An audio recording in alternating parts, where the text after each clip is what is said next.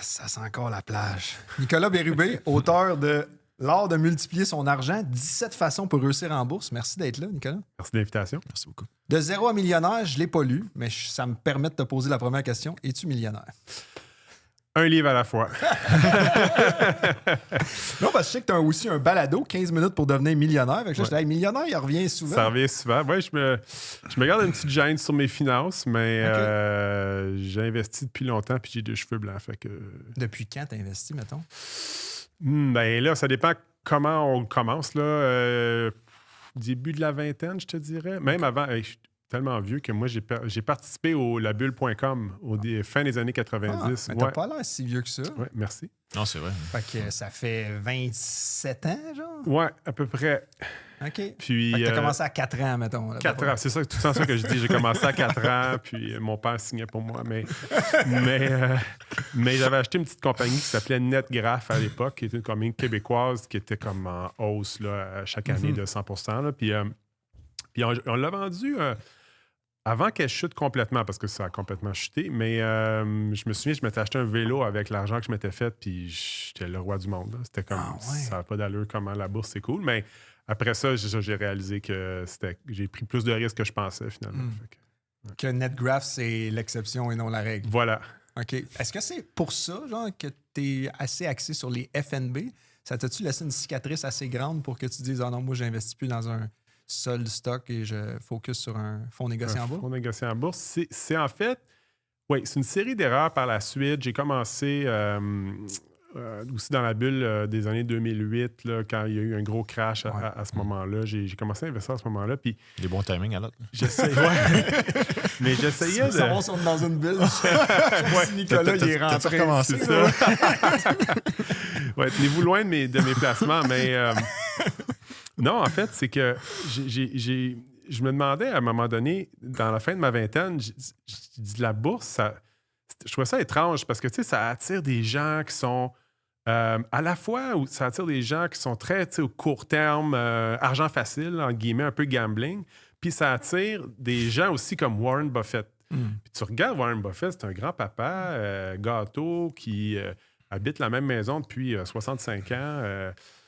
Et je me disais, comment ça, ce gars-là, il a du succès à la bourse alors qu'on a l'impression qu'il faut constamment être plugué sur les Bloomberg Terminals pour faire de l'argent. Mais j'essayais de cadrer un peu dans ma tête, je comprenais pas. Puis là, finalement, j'ai lu des biographies de Buffett, j'ai commencé à m'intéresser justement au FNB, mais moi, c'est drôle, je m'intéresse au FNB un peu comme un nutritionniste s'intéresse aux carottes, dans le sens où le nutritionniste, il ne se lève pas un matin en disant « Hey, les carottes, c'est la meilleure invention au monde. » Comme il s'en fout des carottes à la limite. Lui, ce qu'il veut, c'est que les gens soient en forme. Puis donc, en lisant la recherche, il a appris que bien manger puis bouger, c'était comme ça qu'on mettait les chances de notre côté. Donc moi, je suis arrivé au FNB avec cet angle-là, dans le sens que mon dollar en placement, comment je devrais le placer? C'est quoi les erreurs? C'est quoi les bons coups à faire avec ce dollar-là? Puis on est arrivé au FNB qui est... Est-ce que c'est la meilleure façon d'investir? C'est la moins pire. Moi, j'aime mieux dire que c'est la moins pire parce que c'est celle où tu mets les chances de ton côté. Pour reprendre ton exemple de NetGraph, NetGraph, c'est peut-être le bâton, puis les FNB, c'est la carotte. T'sais. C'est peut-être ça, si on veut rester dans c'est une progression. Moi, j'ai vraiment vu une progression. Puis donc, ça m'évite de faire un paquet d'erreurs. Ça m'évite... puis c'est ça. Donc, moi, je suis arrivé comme ça depuis 2012. J'ai commencé à acheter des FNB. OK.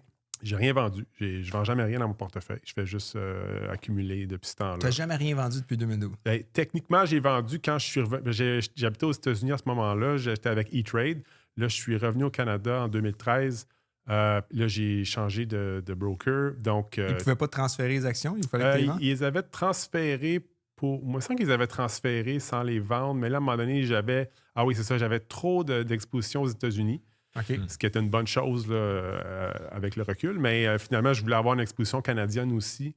Donc, à ce moment-là, j'ai comme changé mon portefeuille. Mais non, depuis ce temps-là, je fais juste... je suis très plate. Personne ne fait de l'argent avec moi. C'est pas le courtage qui fait de l'argent. Je fais juste acheter au mois de janvier. Je remplis mes comptes. C'est un DCA sur toutes tes payes, genre? Oui. Ben en fait, je le fais manuellement, mais Parce que, bon, à travers ça, finalement, j'ai réduit un peu les montants que je mets de côté. Mon épargne était très forte au début. Puis là, finalement, j'ai plutôt réduit mon temps de travail plutôt que... D'augmenter l'épargne. Oui, c'est ça. Parce qu'à un moment donné, l'épargne est super importante au début. Dans mes textes, j'en parle jusqu'à temps que les gens soient plus capables. Mais j'essaye de vraiment parler de ça parce que l'épargne, c'est ta matière première. C'est comme si tu veux te construire une maison, ça te prend du bois. Donc, si tu n'as pas de bois, souvent, les gens qui nous écoutent, qui sont peut-être jeunes, des fois, il y a une pensée magique, de dire « Ah, moi, j'ai 10 000 comment je deviens riche? » Mais le marché ne peut pas faire grand-chose pour toi. Au début, les premiers 15-20 ans, ça va être ton effort d'épargne. C'est ta sueur de ton front qui va t'enrichir plus que le marché. Tu dis que Warren Buffett est un de tes exemples. J'ai demandé à notre audience de te poser des questions et ils m'ont révélé plein de choses à ton sujet. OK. Fait qu'on va y aller en rafale, mais prends le temps de répondre. OK. La première, c'est pas vraiment une question. Il y a quelqu'un qui dit tu roulais en communauto, tu viens de t'acheter une Prius. Est-ce que tu prévois avoir ce mode de vie-là jusqu'à la mort? Je vais m'acheter une Leaf, presque une Prius. C'est comme. Tu vois, mes sources c'est encore sont pas plus. Oui, mais c'est bien. La direction est bonne. Mais oui, en fait, communauto. Non, moi, c'est parce qu'en fait, quand je suis revenu au Canada en 2013, je m'étais acheté une auto. Puis, j'avais des problèmes mécaniques du fait que je ne l'utilisais pas assez. Donc là, le garagiste me disait... C'est rare, t'entends ça. Le garagiste me disait, tu vas être ici dans un an. Mais je prenais mon char aux 12 jours, tu sais. Fait que là, on a dit, ouais, avec là, on était à la communauté à ce moment-là, puis ça fonctionnait très bien. J'ai fait des textes là-dessus pour dire à quel point j'ai épargné par rapport au ménage moyen et tout. Mais jusqu'à tout récemment, c'est ça, mon garçon, c'est un crack de soccer, puis il est dans 2 équipes en même temps, puis avec les tournois et tout. The Communauté était sur le point de m'inviter à leur party de Noël tellement ça me coûtait cher là, avec mes dépenses, tout ça. Donc, j'ai rien contre eux autres. C'est super bon. C'est juste que tu peux pas prendre à tous les jours parce que là, c'est plus cher qu'avoir une auto. Tu sais. Mais là, t'as arrêté juste avant le party de Noël. T'aurais peut-être pu J'aurais continuer. pu aller me chercher une invitation. C'est comme si tu vends juste avant la journée de dividende. Oui, c'est ça. C'est comme j'avais pas. Tout cet effort, tu sais. Mais finalement, je me suis acheté une petite voiture usagée électrique qui va très bien. Puis, donc, ça, je pense l'utiliser. Mais pour répondre à la question de l'auditeur, là, moi, j'ai une vie qui n'est pas si frugale que ça, dans le fond. J'aime, comme je te dis, quand j'étais en phase d'accumulation, oui, mon but, c'était vraiment de beaucoup épargner, mais je veux dire, je voyage, je vais au restaurant, je vais voir le Canadien quand j'ai le goût. C'est pas une obsession pour moi, l'épargne. Okay.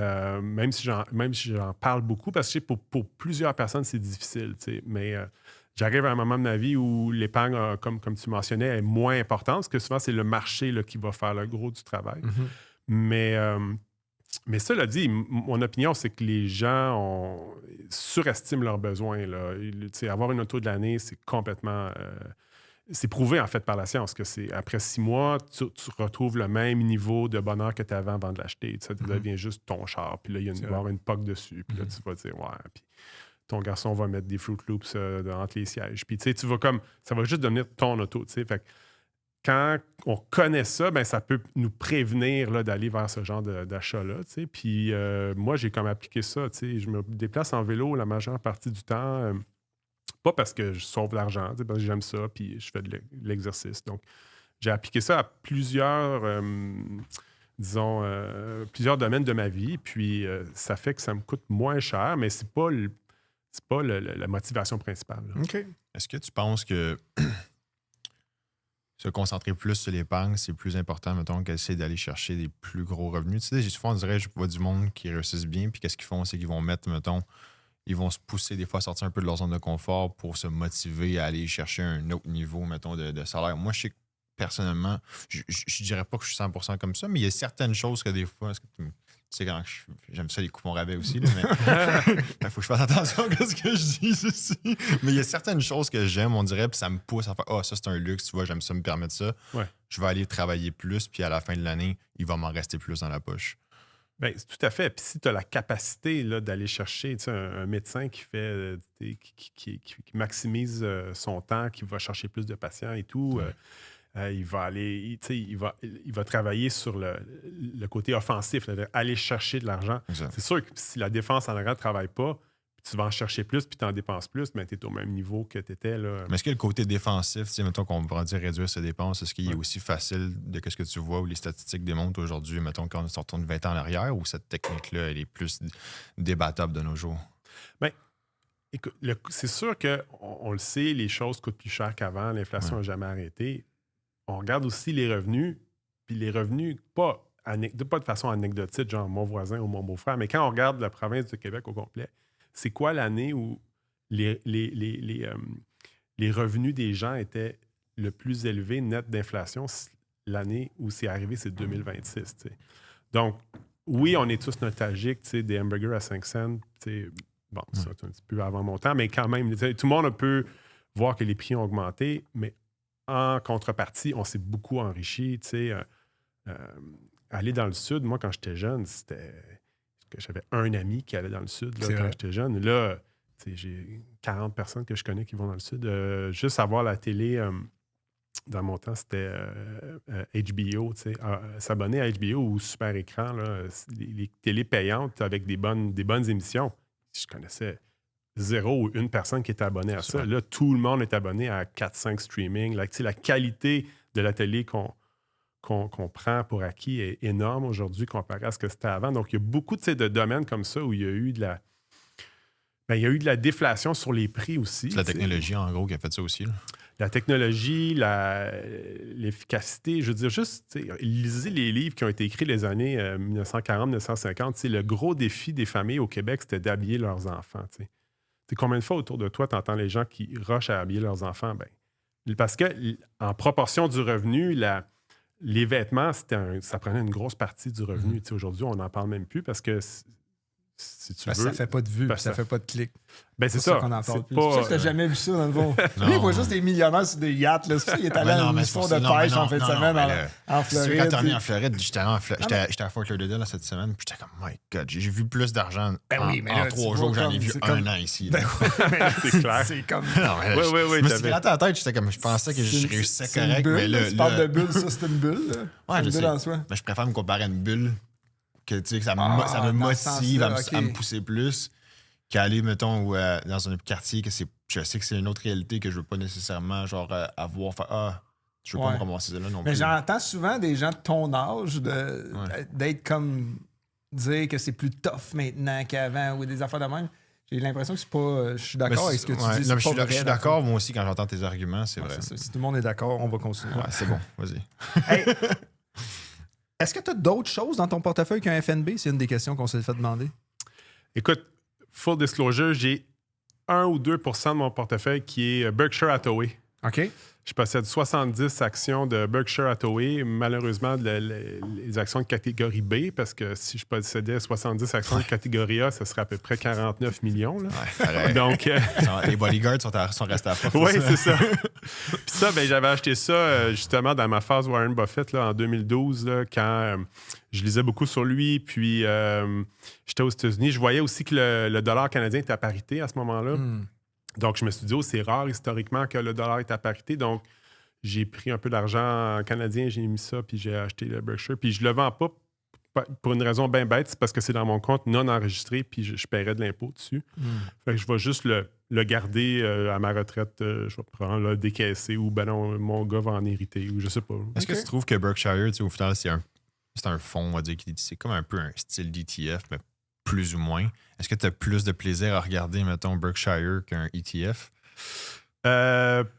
C'est pas optimal comme choix, Berkshire, parce que c'est beaucoup plus concentré qu'un ETF. Ouais. Même si c'est diversifié, là, par rapport à d'autres compagnies, c'est quand même... Stocks, là, quasiment. Là-dedans, oui, tu as plusieurs... Plus que ça. En fait, tu as des actions qui sont aussi privées, là, parce que Berkshire achète des entreprises privées qui gardent pour eux, mais finalement... il y a une certaine diversification, c'est très américain. Mais c'est assez concentré pareil. Tu as American Express qui est à peu près 20 tu as Apple qui est à peu près un autre 20 Coca-Cola. C'est ça. Tu as Chevron, je pense. Fait que c'est concentré dans une poignée de stocks. Là. Exact. Donc, puis quand on regarde par rapport au S&P 500, Berkshire n'a pas battu le S&P 500 depuis une vingtaine d'années. C'est vrai.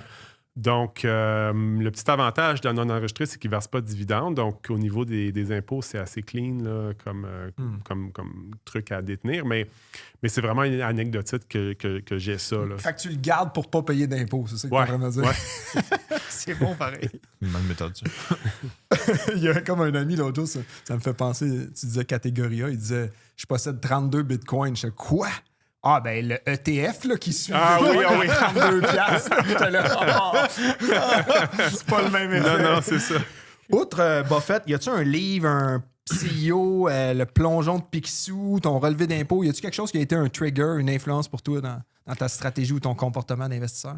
Oui, le livre Millionaire Teacher de Andrew Allam. Andrew Allam, c'est un Québécois un Canadien de la Colombie-Britannique. Un Québécois de la Colombie. Oui, c'est ça. C'est un Canadien de la Colombie-Britannique qui est devenu millionnaire à 36 ans avec un salaire d'enseignant au secondaire. Wow! Donc, il raconte un peu son histoire. Il ne vient pas d'une famille riche du tout. Son père était mécanicien. Il avait, je pense, 5 ou 6 enfants. Donc, il s'est pas mal tout payé lui-même. Puis là, il explique un peu comment il s'est intéressé au placement et tout. Puis, donc ça, c'est un livre que j'ai lu à un bon moment dans ma vie parce que je commençais justement à me dire qu'est-ce que je fais avec mon argent. Puis ça m'a aligné, là. Ouais. Ton pourcentage de ton portefeuille qui est plus gambling ou plus risqué, outre Berkshire, il n'y a rien. OK. Ouais. C'est vraiment buy and hold. C'est-tu toutes des FNB qui sont à diversification mondiale? C'est concentré par secteur? Si tu les gardes depuis 2013, I guess, ça doit quand même être très large. C'est très large. Moi, j'ai ma répartition d'actifs que je ne recommande pas du tout à personne. Là, c'est juste mon choix à moi. C'est environ 90% actions, 10% obligations. Okay. Les obligations, c'est surtout dans le rayé de mon garçon parce que là, il est au secondaire. Donc là, on se rapproche du décaissement. Donc, j'ai fait diminuer le risque dans son rayé. Là. Mais sinon, moi, c'est ça. C'est une diversification mondiale avec environ 30% les actifs au Canada, puis 70% mondial. Ça suit grosso modo les répartitions des fonds tout en un comme SEQT, VEQT et tout. Oui, Moi, j'ai commencé à investir avant que ces fonds-là existent. Dans certains comptes, j'ai ces fonds-là comme... Fait que ça te prenait plusieurs fonds pour reproduire ce que maintenant ils font. C'est ça m'en avec prenait des frais deux. de gestion qui s'accumulaient. Puis... Ben, c'est ça. C'est assez simple, en fait. Je pense que c'est VCN qui fait le Canada, puis VXC qui fait le monde sans le Canada. OK.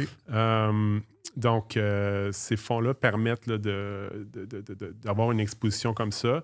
Mais maintenant, c'est ça. Les XEQT puis les VEQT font un rééquilibrage automatique. Donc, c'est vraiment...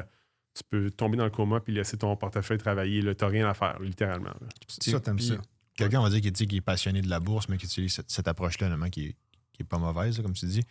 Est-ce que tu trouves que des fois, ça peut être tough de rester aussi patient? C'est comment que tu fais pour jongler entre les deux en gardant l'intérêt, mais en ayant quelque chose qui est relativement plate à regarder aussi? Ouais. Ben, j'écris des livres. Puis j'écris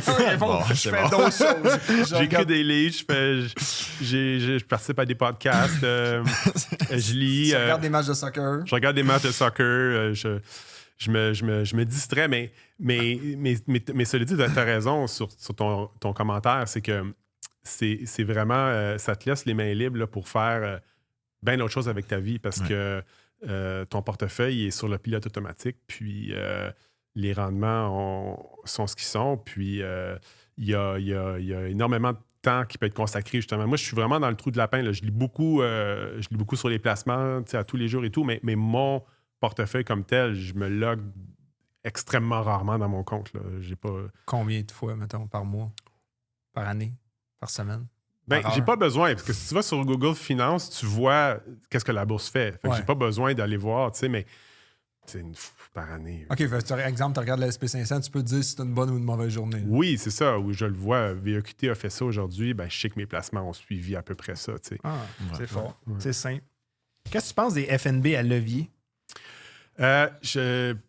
Moi, personnellement, je ne suis pas pour ou pas contre. C'est ce que la recherche me dit. Mon opinion n'est pas super intéressante, mais ce que la recherche nous dit des FNB à levier, c'est que c'est les produits qui sont conçus pour une utilisation par des professionnels pour une détention à très court terme Très court terme. Très, très, très technique, là, tu sais. Je pense pas que Jean-Guy, dans son sous-sol, tu sais, devrait s'acheter des FNB à effet de levier parce qu'il y a une dégradation qui va se produire avec ces placements-là. Les gens se disent « Ah, ben si le Nasdaq monte, moi, je le monte 2 fois », mais c'est pas tout à fait comme ça que ça marche. Quand ça baisse, c'est dur après ça de remonter. Très difficile. Donc, je comprends la logique derrière ça. La logique, c'est moi, je suis là pour longtemps, je fais confiance à la bourse, donc je vais aller vers ça. Pourquoi pas amplifier ce que la bourse va me donner? Mais la mécanique ne fonctionne pas comme ça. Donc, tu introduis vraiment du risque, tu introduis aussi des coûts d'emprunt et tout. Donc, moi, j'ai pas de fonds comme ça dans mes placements. Fonds négociés, pour toi, est-ce que ça fait longtemps que tu es là-dedans? Est-ce que tu as déjà pensé à des fonds mutuels? Puis pourquoi ça n'a pas été une option, mettons, que tu aurais considéré? Ben moi, j'ai investi de façon autonome, donc les fonds mutuels... Tu n'as pas de conseiller. Il n'y a personne Non, qui non, t'aide. il n'y a pas de... j'ai Mais pas tu de peux acheter conseiller. des fonds mutuels aussi maintenant. Tu peux acheter des fonds en mutuels. série F. Oui, en série F. Il y a la version... Puis, bon, les fonds communs ont un avantage au niveau aussi des transactions. Je pense que tu peux acheter de l'argent plus souvent sans faire des transactions nécessairement. Bref. Ouais. Mais moi, j'ai toujours été avec les ETF parce que, bon, les frais de gestion sont très bas. C'est diversifié. Tu peux trader au moment où tu as l'argent dans la journée. Tu sais combien le fonds vaut. Là. Les fonds communs... Il y a toujours à la fin de la journée. C'est à la fin de la journée qui sont ça. Donc, moi, les ETF me convenaient comme véhicule. Là. Je comprends. Mettons que j'haïs mon conseiller financier. Y a-tu des ressources ou des outils qui m'aident à migrer vers une gestion autonome? Oui, mais les... Je l'aille pas, là. Michael, Dave, je vous aime. Ben oui, aujourd'hui, avec un compte de courtage dans un paquet, toutes les banques ont un compte de courtage. Il y a plein de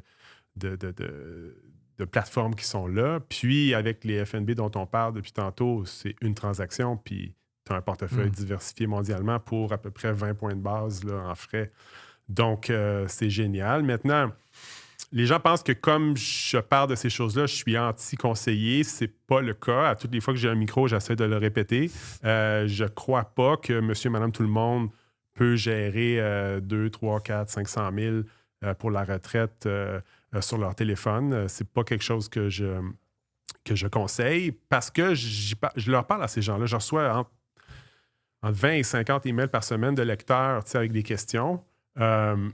Puis je le vois, l'anxiété des gens. Je le vois, « Oh, mais là, si je fais ça, puis si j'achète ça, puis là, c'est-tu le bon moment? » Puis là, je le vois, les gens n'ont pas passé beaucoup de temps dans leur vie à s'intéresser à ça. Puis tout d'un coup, ils s'intéressent à ça. C'est un peu dangereux, là, parce que... bon... C'est comme moi qui commence à faire du ski, mettons. Oui, c'est ça. C'était en fait depuis l'âge de 5 ans. J'étais allé dans une double losange à Bromo. Ça a failli me perdre dans le bois. Là. Donc, je fais une différence. Les outils sont là. Les jeunes, les gens qui commencent, je trouve que c'est plus facile d'apprendre à voler avec un Cessna qu'avec un Boeing. Là. Donc, si tu commences avec... c'est pas sûr qu'on peut faire des jokes d'avion ces temps-ci. C'est vrai. Mais Too soon. Mais si donc quelqu'un commence, je dis, moi j'ai mon argent, j'ai 22 ans, j'ai mon argent que j'ai accumulé et tout, oui, c'est facile de commencer par soi-même. Une personne qui est à 55 ans, qui réalise que je paye 2,5 % de frais depuis super longtemps, ça érode mes rendements, qu'est-ce que je peux faire? Bien, si tu as assez d'actifs, il y a des gestionnaires de portefeuille, il y a des firmes là, qui vont faire affaire avec des fonds indiciels. Puis, en fait, ça fait en sorte qu'ils vont charger des frais plus bas. Mais ça prend quand même, là, je dirais, en haut de 500 000 pour aller voir ces gens-là. Donc, il y a une espèce de gap là, entre les gens qui n'ont pas assez d'actifs pour être dans ces firmes-là. Là, ben, la solution, c'est ça, c'est de demander à ce qu'on soit placé dans des fonds négociés en bourse le plus possible. Les banques se décoincent un peu, là, sont plus ouvertes à ça.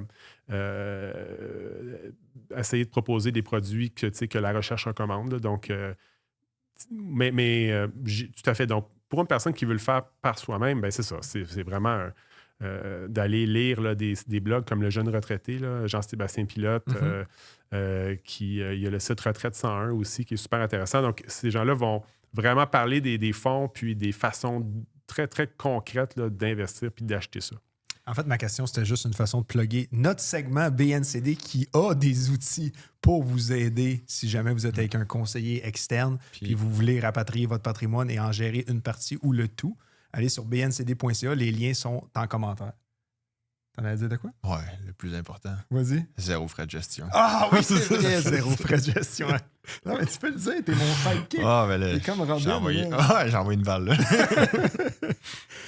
Comment tu décaisses à la retraite? C'est une autre question qu'on s'est fait poser sur Facebook. Tu retires un montant à chaque année? C'est quoi l'approche? C'est la règle du 4 Oui, donc c'est ça. La recherche nous montre que c'est une des recherches qui ont été faites aux États-Unis dans les années 80 sur comment on peut décaisser d'un portefeuille pour éviter de manquer d'argent ou en fait pour minimiser les risques de manquer de l'argent avant 30 ans. Puis le conseiller qui a fait ça, qui s'appelle Bill Bengen, il est arrivé avec le chiffre de 4 Donc, dans le fond, c'est un portefeuille.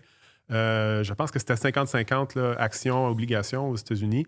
Il a calculé que si on décaisse 4 de la valeur du portefeuille à toutes les années, puis qu'on ajustait ça pour tenir compte de l'inflation, on avait très peu de risques de manquer d'argent avant 30 ans. En fait, tu as beaucoup plus de risques de doubler ton argent à la fin que d'en manquer. Ça, c'est à combien de rendement? Puis c'est-tu juste des actions? Y a-tu des obligations là-dedans? Oui, lui, c'était 50-50. OK.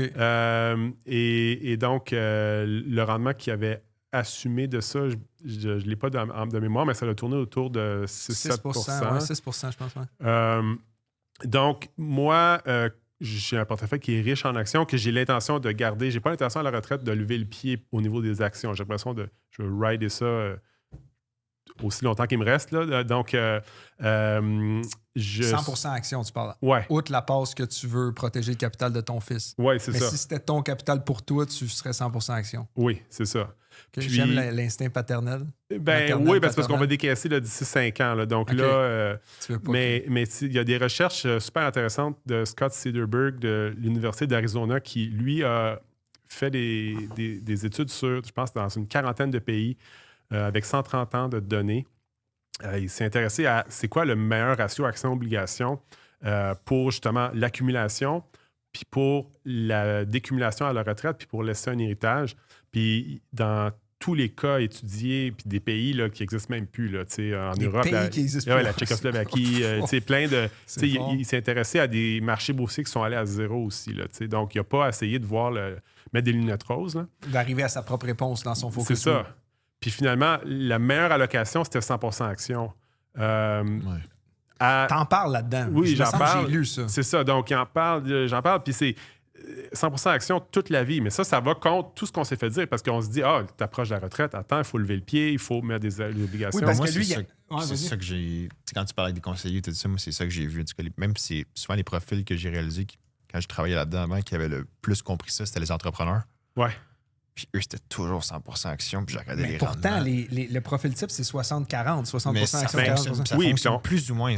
On va en parler. C'est que dans le fond, on n'est pas des robots. Ça c'est la conclusion de cette étude-là sur justement l'accumulation puis la décumulation et tout. C'est génial sur Excel, mais dans la vraie vie, c'est quand Trump dit une niaiserie puis le marché chute, puis monsieur, madame chose commence à paniquer, c'est là que 100% action, moi j'ai beaucoup de misère à commander ça à monsieur, madame, tout le monde, même à des gens qui sont ferrés en bourse parce que c'est des portefeuilles qui vont chuter fortement, puis c'est des portefeuilles qui vont rester dans le rouge plus longtemps. Ouais. Donc, c'est ça mon inquiétude parce que la personne 100% action, on pourrait dire, c'est une personne qui veut du rendement, qui est agressive, qui veut avoir des résultats. Mais paradoxalement, cette personne-là, si on prend le plus gros crash des dernières décennies, c'est celui de 2008 aux États-Unis. Ben, quand tu es rentré à table. Oui, c'est ça, à ce moment-là. Avec tes jetons. Mais à ce crash-là, un portefeuille 100% actions diversifié mondialement s'est planté de 42% durant ce crash-là et a pris 4 ans avant de retrouver le dollar que tu as mis en 2000 au sommet, là, je pense que c'est en 2007. Tu as pris 4 ans à retrouver ce dollar-là dans tes placements. Okay? C'est long, 4 ans. Là. Ouais. Puis, n'oublie pas, pendant 4 ans, il y a 1 million de choses autour de toi qui font bien. Là. Achète ça. Il va-t'en là-dedans. Hey, mon beau-frère, il a doublé son... Fait que là, tu as tous les chants, les sirènes autour de toi qui te disent, là, fais ça, fais ça, fais ça. Puis toi, le nono, il faudrait que tu restes dans le rouge puis tu fasses rien. Viens-tu en voyage? Non, je laisse mon placement là. Oui, c'est ça. J'attends que ça remonte et tout. C'est long, 4 ans. La personne qui est en 60-40 à ce moment-là, elle n'a pas chuté de 42%, elle a chuté de 25%, qui n'est pas rien, mais qui est quand même moins que 42%. Puis elle a pris un petit peu moins de 2 ans avant de retrouver de l'oxygène puis de sortir du banc des du banc des punitions. Donc, c'est ça, moi, tout tourne autour de ça, tu sais. Puis, quand tu regardes justement ça, tu regardes le fichier Excel, hey, cette personne-là qui était 60-40 aurait dû vendre son 40% d'actions, aller à 100% d'actions, tu sais, mais cette personne-là, à moins 25, n'aurait pas fait ça. Ben non, puis elle était contente de sa bonne étoile, de dire au moins maintenant, je suis moins baissé que l'autre, puis tout ça. Puis les études nous montrent que la volatilité, les gens vont dire, la volatilité, je suis capable d'en prendre. Ben, les études nous montrent notre cerveau réagit très mal à ça, la volatilité. Les années très volatiles, comme en 2020, il y a un gros gap entre le rendement des fonds puis le rendement du gars qui détient le fonds. Parce que ça, c'est deux choses, là. Ah oui. Exact. Il y a Morningstar qui publie à chaque année l'étude qui s'appelle Mind the Gap et qui étudie vraiment la différence entre le rendement des gens et le rendement des fonds. Puis ce qui arrive, c'est que les gens ont en moyenne 1,2% de moins de rendement par année que le fonds qu'ils détiennent. Et pourquoi ils ont ça? Bien, justement, parce qu'ils n'ont pas ajouté d'argent quand ça baissait. Ils ont même retiré de l'argent à des mauvais moments et tout. Donc, leur comportement... Justement, ils ne voient pas. Bien, le mauvais comportement leur nuit, finalement. Donc, puis ce gap-là, il augmente plus le fonds est volatile. Comme les fonds sectoriels, ce gap-là, il est à 2%. Donc, les gens qui sont plus gamblers un peu, c'est pas parce que ton fonds a des beaux rendements que toi, tu vas avoir ces rendements-là. Donc, des fois, les gens vont même avoir un moins bon rendement qu'un portefeuille équilibré ou qu'un portefeuille 80-20. C'est intéressant, ça. Mais c'est comme si, c'est ça, parce que le 2%, si tu le donnes aux conseillers financiers, à la finale, tu fais le même rendement que tu aurais fait en moyenne. C'est ça. Donc, il y a une immense... c'est ça, il y a une immense perte qui peut se jouer à ce niveau-là. Là. Comment tu fais pour pas paniquer quand, mettons, je rouvre mon app et je vois moins 32 000 US? T'as-tu des trucs pour moi ou pour les gens qui nous écoutent? Bien, premièrement, je ne veux pas avoir l'air de vendre des FNB, mais le problème, quand... Mais tu serais bon. Tu serais bon comme vendeur. Il y a des gens qui me disent, mais là, vous vendez toujours les FNB. C'est comme je disais, comme un nutritionniste qui vend des carottes. Là. Je veux dire, lui, il n'a pas d'argent à faire avec ça. Il n'est pas agriculteur, mais bref. Mais pour dire que quand tu détiens des FNB puis le marché chute, tu te sens pas comme si tu avais fait une erreur. Tu te dis, c'est le marché. Mais ça, quand tu détiens quelques titres, le cabochon, c'est toi. Tu es dur envers toi-même. C'est vrai. Donc là, ça, c'est beaucoup plus difficile à supporter. Donc, quand ça monte, c'est toi le héros. Quand ça monte, c'est toi le génie. C'est ça. C'est dangereux. Donc, un portefeuille très concentré, on prend beaucoup de risques. On assume, puis c'est un risque la recherche nous montre que c'est un risque qui est non compensé. Ça, les gens n'ont pas cette... Qu'est-ce que tu veux dire par là? C'est que quand tu as un portefeuille qui est très... Diversifier un portefeuille, c'est très facile à faire. Donc, la personne qui concentre son portefeuille dans 4-5 titres, elle fait augmenter le risque volontairement, dans le sens qu'elle choisit d'assumer ce risque-là. C'est vrai. Puis c'est pas un risque, historiquement, qui est récompensé par des rendements plus élevés. Il y a toujours l'idée, puis je le comprends, il y a toujours l'idée d'avoir un coup de circuit là-dedans, tu sais. C'est correct. Si quelqu'un veut faire ça, fine.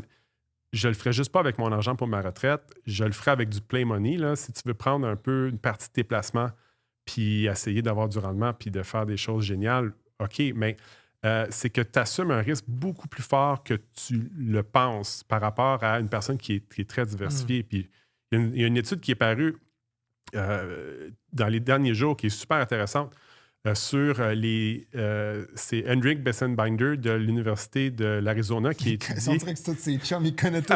Hey, tu dois lire pas mal. Beaucoup de recherches. C'est impressionnant. Puis il retient les noms, c'est fort. Ben, je suis dans le trou de lapin. Là. Je lis ce qui se fait, mais c'est intéressant parce qu'il s'est penché sur les 30 000 compagnies qui ont été transigées à la bourse des États-Unis entre 1926 puis 2025. Okay. En fait, c'est 29 000 et des peanuts, mais c'est à peu près 30 000 compagnies qui ont été transigées. Donc, la moitié de la valeur que la bourse américaine a générée durant cette période-là de 100 ans a été générée par 46 compagnies sur presque 30 000. Okay? C'est fou, pareil. Donc, si tu n'as pas ces 46 compagnies-là... Je n'avais 4 sur 5. Il l'avait... dans mon portefeuille. Là tu as fait un coup de circuit. Puis quand on regarde la totalité de la richesse générée par la bourse, c'est un petit peu moins de 1000 sur 30 000. Donc, on est en bas de 4 % si tu veux.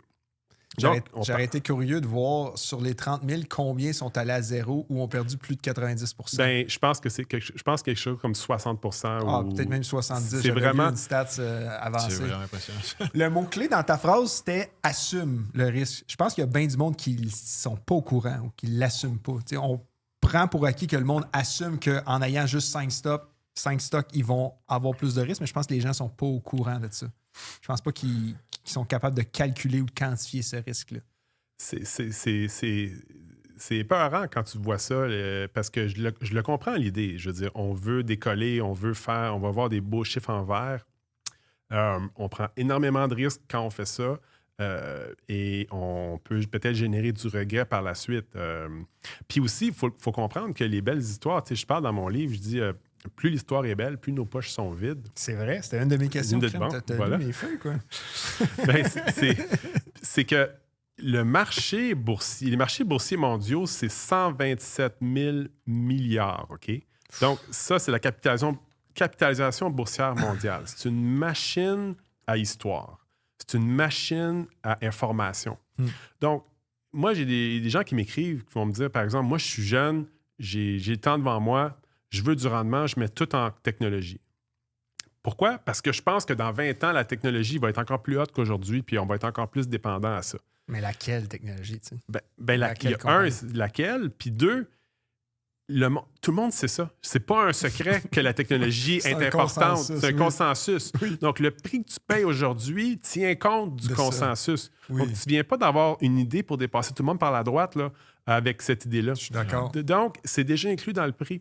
C'est comme quand je disais à Marc, hey, moi, je pense que le cuivre, c'est un bon investissement. Mais là, en le disant, j'étais là, si moi, je pense ça, c'est un consensus. C'est évident que le cuivre, c'est un bon investissement. Le cuivre, son prix change à chaque seconde de la journée. Oui. Donc, par le moment où tu te lèves puis tu te fais un café, ton histoire est déjà incluse dans le prix. Donc, ça fait des situations un peu loufoques où les gens ont cette espèce d'idée de dire « Ah, mais là, il y a des gros centres de données, donc les gens vont avoir besoin d'électricité, donc je vais aller acheter des utilities aux États-Unis. » Tout le monde sait ça. Donc, le prix reflète ça. Il y a des gens qui ne... Hey, tu pètes notre bulle en temps.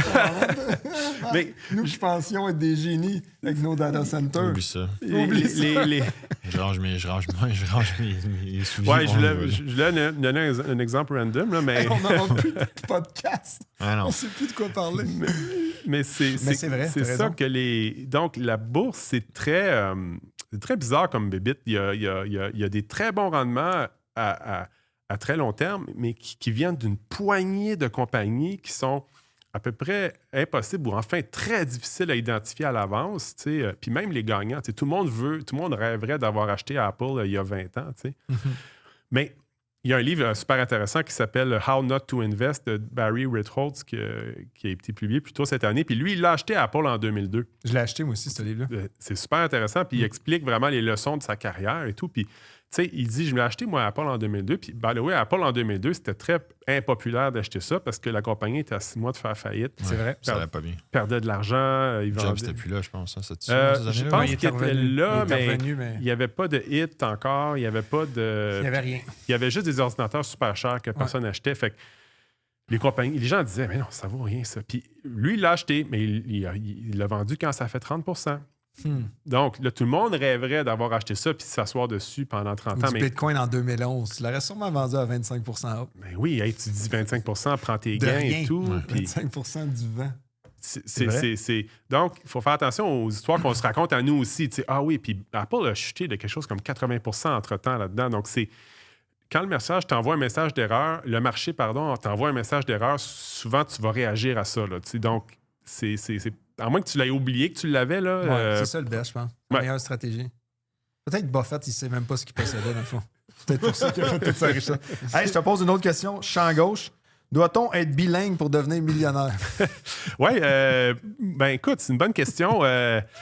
La réponse est non. Là. Je connais plein de... Non, mais je trouve, c'est parce qu'il y a beaucoup de données qui sont en anglais, beaucoup de choses à lire, vous savez autant que moi, qui sortent, là, qui c'est intéressant à lire en anglais. Maintenant, être millionnaire, je veux dire, dépense moins que ce que tu gagnes, investis la différence, puis continue ta journée, puis bon, tu vas être millionnaire quand tu vas avoir des cheveux blancs. C'est facile. J'arrête pas de te le dire. comment faire. Ah, je sais, j'ai coupé sur mes dépenses de cours d'anglais. T'as désinstallé Duolingo. Ah ouais, c'est oui, ça. OK, hey, on passe à ton livre. On va faire un épisode un peu plus long que les autres, je pense. Je pense que tu es encore là pour 45 minutes, 1 heure. Il y a énormément de Golden Nuggets là-dedans. Je l'ai lu, je l'ai adoré. Il m'a tellement inspiré que j'ai écrit ma demande en mariage à la dernière page. D'après moi... Pour moi? Non, c'était pour ma femme. OK. Ça doit être rare, les lecteurs qui disent « Tu m'as tellement inspiré que j'ai demandé ma femme en mariage. » Ouais, ça a commencé avec amour égale admiration. Mais là, écoute, je vous épargne les détails. Ouais. Abonnez-vous à notre Patreon si vous voulez voir toute la... On n'a pas de Patreon, c'est pas vrai. OK. Ton livre s'intitule « L'art de multiplier son argent ». Tu l'as dédié à Pierre et André. À quel point tes parents ont joué un rôle dans ton éducation financière?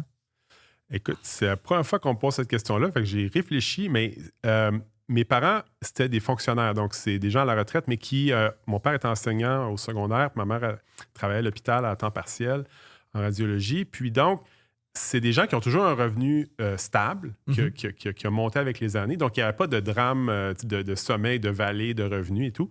Ce qu'ils m'ont surtout enseigné, c'est au niveau des dépenses. Puis, à quel point tes dépenses, c'est pas vraiment ça qui va créer du bonheur ou des souvenirs. T'sais, nous, nos vacances l'été, c'était d'aller en camping à Cape Cod, en famille, aller à la plage.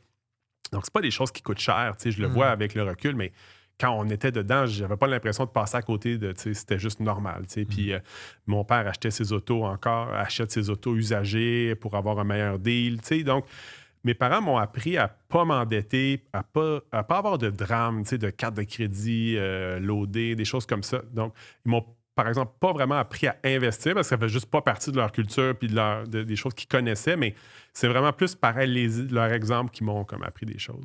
OK. Là, ça se peut que je coupe un peu des ventes de ton livre parce qu'on va passer chapitre par chapitre. Fait que ceux qui nous écoutent, c'est ça la valeur qu'ils vont en tirer, mais toi, tu vas... peut-être glissé au palmarès, mais ça va bien. J'ai checké sur Amazon.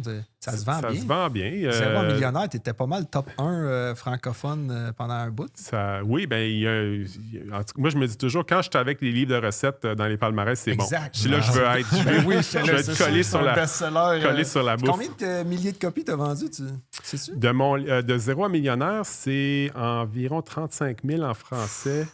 Il était traduit en anglais aussi, puis dans différentes autres langues. Wow. Puis ça s'est vendu une couple de dizaines de mille avec tout ça. Donc, ça s'est quand même...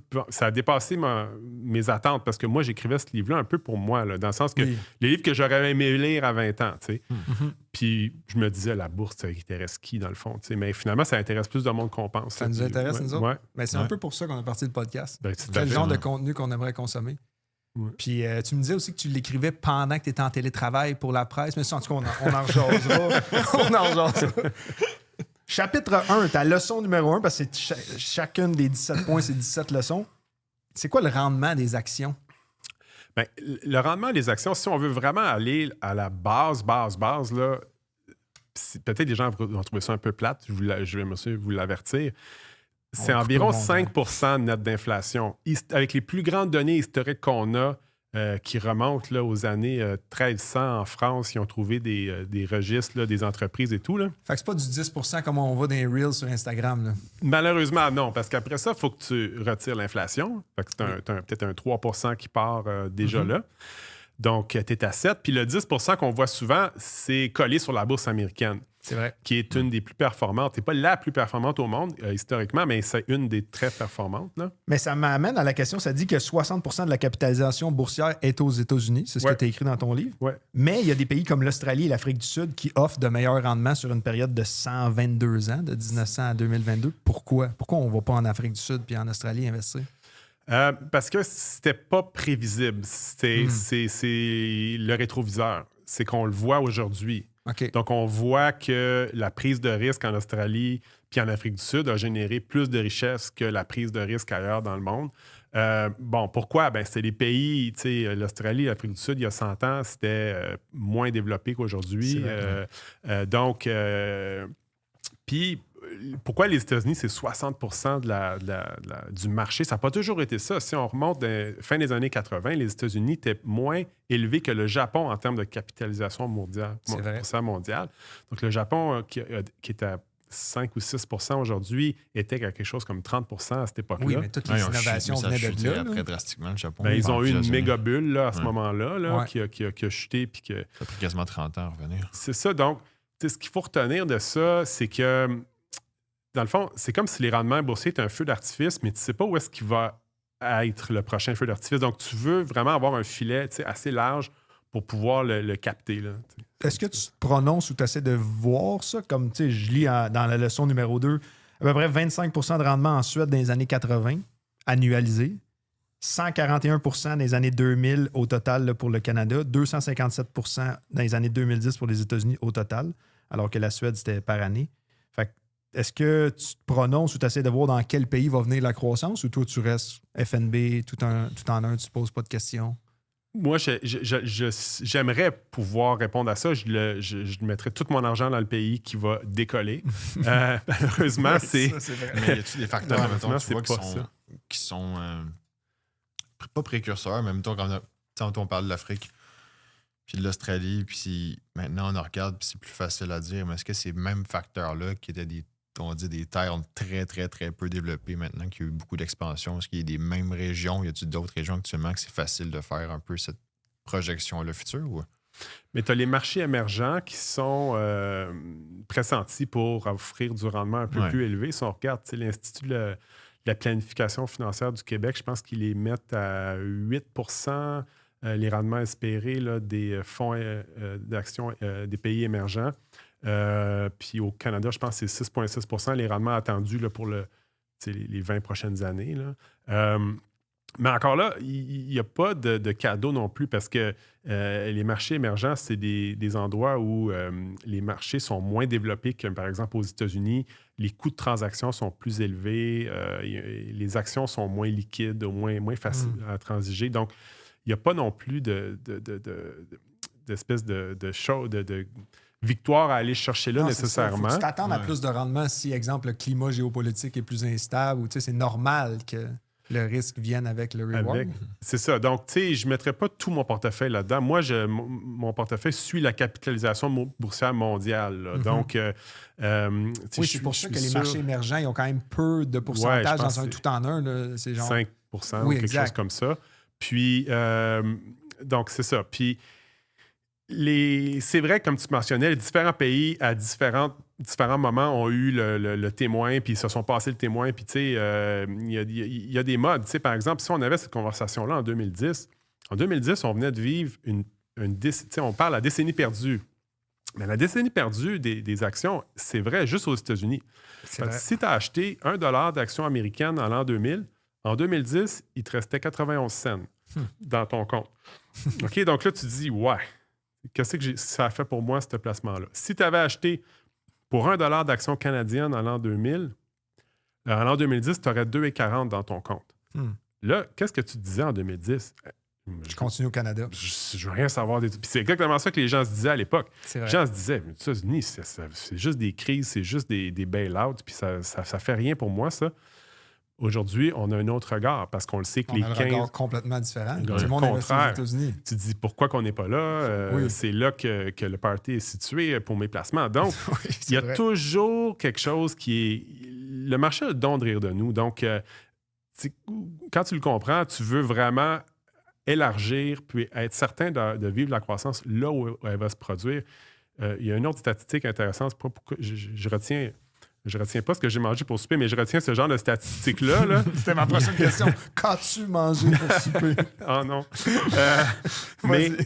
Mais depuis 5 ans, un ETF qui suit les banques européennes a battu un ETF qui suit le Nasdaq. As-tu le nom du ETF? Oui, c'est EUFN. Donc, comme Europe Financials, là, EUFN. Si vous allez taper dans les... vous allez voir que EUFN a battu le Nasdaq. Y a-tu de quoi de moins excitant que des banques européennes? Juste le nom, juste le dire, j'ai vu. Avec le ratio de risque, ça a non seulement battu nominalement, mais ça a énormément battu, là, si tu tiens compte du risque. Du risque que tu as pris. Puis, donc, c'est très, très, très difficile. Aussi, un autre truc que les gens ne savent peut-être pas, depuis 5 ans, GE a battu Google. Mais ils ont splitté ils ont fait un, trois, je pense. Ils ont GE, Vernova. Non, ils ont splitté la compagnie. OK. GE Vernova est spin-off, rendu GEV, qui est une compagnie en soi. GE T'as en est une. Aerospace aussi. Et, Mais j'en doute pas qu'ils ont l'action, battu parce que GEV, c'est incroyable la croissance. Là. mais c'est des choses qui sont comme... GEV, c'est pas GEV. On essaye de voir... Mais voyons donc, tu sais, on essaie de mettre ça dans notre tête. Tu sais, Google, ils sont dans l'AI, ils sont dans ci, ils sont dans ça, Microsoft et tout. Il y a des compagnies qui vont dépasser par la droite que tu n'as pas vu venir. Puis c'est pour ça que quand tu possèdes le marché au complet, ces surprises-là, ils travaillent pour toi, dans le fond. Mais si tu connais ça un peu, tu peux te dire, exemple, le boom qu'il y a eu en Corée, c'était. C'est quand même prévisible pareil. Si tu es dans cette industrie-là, tu sais que la mémoire, tu sais que Samsung, tu sais que Taïwan aussi. Taïwan connu, aussi. C'est quand même, tu dis, OK, les chips, j'ai TSM qui est là. Oui, tu peux faire des bons coups. C'est juste sur le long terme. C'est tough. C'est tough, puis les mauvais coups, ils se rendent pas sur les greens de golf. Dans le sens où tu n'en entends jamais parler. C'est vrai. Même les hedge funds, ils meurent. Puis ils sont exclus des... Ben, les hedge dans funds, les 95% de ceux qui ont battu, qui ont perdu contre l'indice, il y en a plein là-dedans qui ne sont pas calculés parce qu'ils n'ont pas toffé 40 ans. Ben, pas juste les hedge funds. Les fonds communs de placement, il y en a 40% au Canada qui sont plus là après 10 ans. Penses-tu parce qu'ils ont battu le marché? Mais c'est ça qui est bizarre. Mais est-ce que tu penses que, tu sais, au final, que j'ai l'impression que cette diversification-là mondiale fonctionne quasiment à cause que tu as un marché qui est peut-être rendu plus efficient à cause que tu as du monde qui se spécialise dans différents sous-secteurs puis qui rendent le marché plus efficient. L'accès à l'information aussi. Fait que, mettons, si on enlève ce côté-là, mettons qu'on va dire, ben, tu sais, qu'est-ce que là, je t'écoute, puis je suis comme, tant qu'à faire, c'est One Way Street, un train, un wagon. Il n'y a plus rien sur Terre à part un fond, that's it. Mais en même temps, si tu mets on était contents de le recevoir. ben là, mon cerveau, depuis tantôt, c'est un match de ping-pong, puis je me questionne sur mon existence. En plus, j'avais payé pour ce livre-là. Combien qu'ils m'ont vendu ça à l'aéroport? Non, c'est toi qui me l'as envoyé. Mais il y a toujours des choses à dire dans l'investissement. Peu importe l'angle qu'on prend, il y a un million de... Là, j'ai l'impression qu'au final, c'est à cause qu'il y a tellement de monde qui en parle, parce que je suis d'accord sur ce que tu dis, mais il y a tellement de monde qui parle des différents secteurs ou de tout ça, que c'est là que finalement, cette croissance-là mondiale fait du sens. Parce que si tu avais juste un train, je ne suis pas certain que le marché serait nécessairement pareil qu'il l'est aujourd'hui. Ah non, le marché est extrêmement actif. Puis aussi, c'est de moins en moins des gens en chair et en os qui font c'est beaucoup des grandes entreprises, des grands fonds. Je pense que c'est 80 ou 90% du volume du marché. Tu sais, quand tu achètes une action... Qui est programmatique ou tu parles de où? Non, mais qui est institutionnel. Okay, c'est des fonds, puis des fonds de dotation, puis les Goldman Sachs de ce monde, Merrill Lynch et compagnie. C'est contre eux que tu trades. Là. Quand tu achètes une action, c'est eux qui t'en vendent. C'est bonne chance. C'est un peu ça. Marc, il s'y prenait bien. 3 cafés avant 8 h le matin. Puis il était... Mais c'est juste ouais, j'ai fait ça fait longtemps que je fais ça, mais c'est plus tough, genre Marc, depuis que Trump est rentré au pouvoir. C'est la première fois que c'est vraiment plus tough. J'ai de la misère. Plus de misère qu'avant. Moi, je pense que c'est depuis que tu étais en amour, mais en tout cas, si on là après. La couverture de devises, c'est-tu une bonne idée? Exemple, VSP versus VFV. Oui, la couverture de devises, c'est pour les gens qui se demandent c'est quoi, c'est que quand tu achètes un fonds en devises étrangères, tu vas avoir deux risques dans ton fonds. Tu as les actifs que tu détiens, puis tu as le taux de change aussi. Parce que tu achètes, mettons, un fonds du S&P 500 aux États-Unis. Même si, l'exemple que je donne, c'est même si le S&P 500 ferme pendant 1 an, mais la valeur de ton fonds va quand même changer chaque jour à cause du taux de change, tu sais. C'est vrai. Donc ça, les gens demandent souvent est-ce qu'on devrait, il y a des fonds qui permettent de neutraliser ça ou de les laisser aller. Puis ce que la recherche nous montre, c'est que c'est plus payant de le laisser aller. J'avais hâte d'entendre la recherche parce qu'on en parle toujours à chaque fois. Oui. Bien, c'est ça. Donc le laisser aller, c'est souhaitable sur un horizon de 4 ans et plus. Bon, on devrait tous, d'après moi, être des investisseurs pour 4 ans et plus. Donc, la bonne réponse, si tu veux, en fait, celle qui est validée par la recherche, c'est de laisser le taux de change être actif. Puis, des fois, il va être bon, des fois, il va être moins bon, mais sur le long terme, ça va nous favoriser. Donc, d'acheter en US si j'achète aux États-Unis?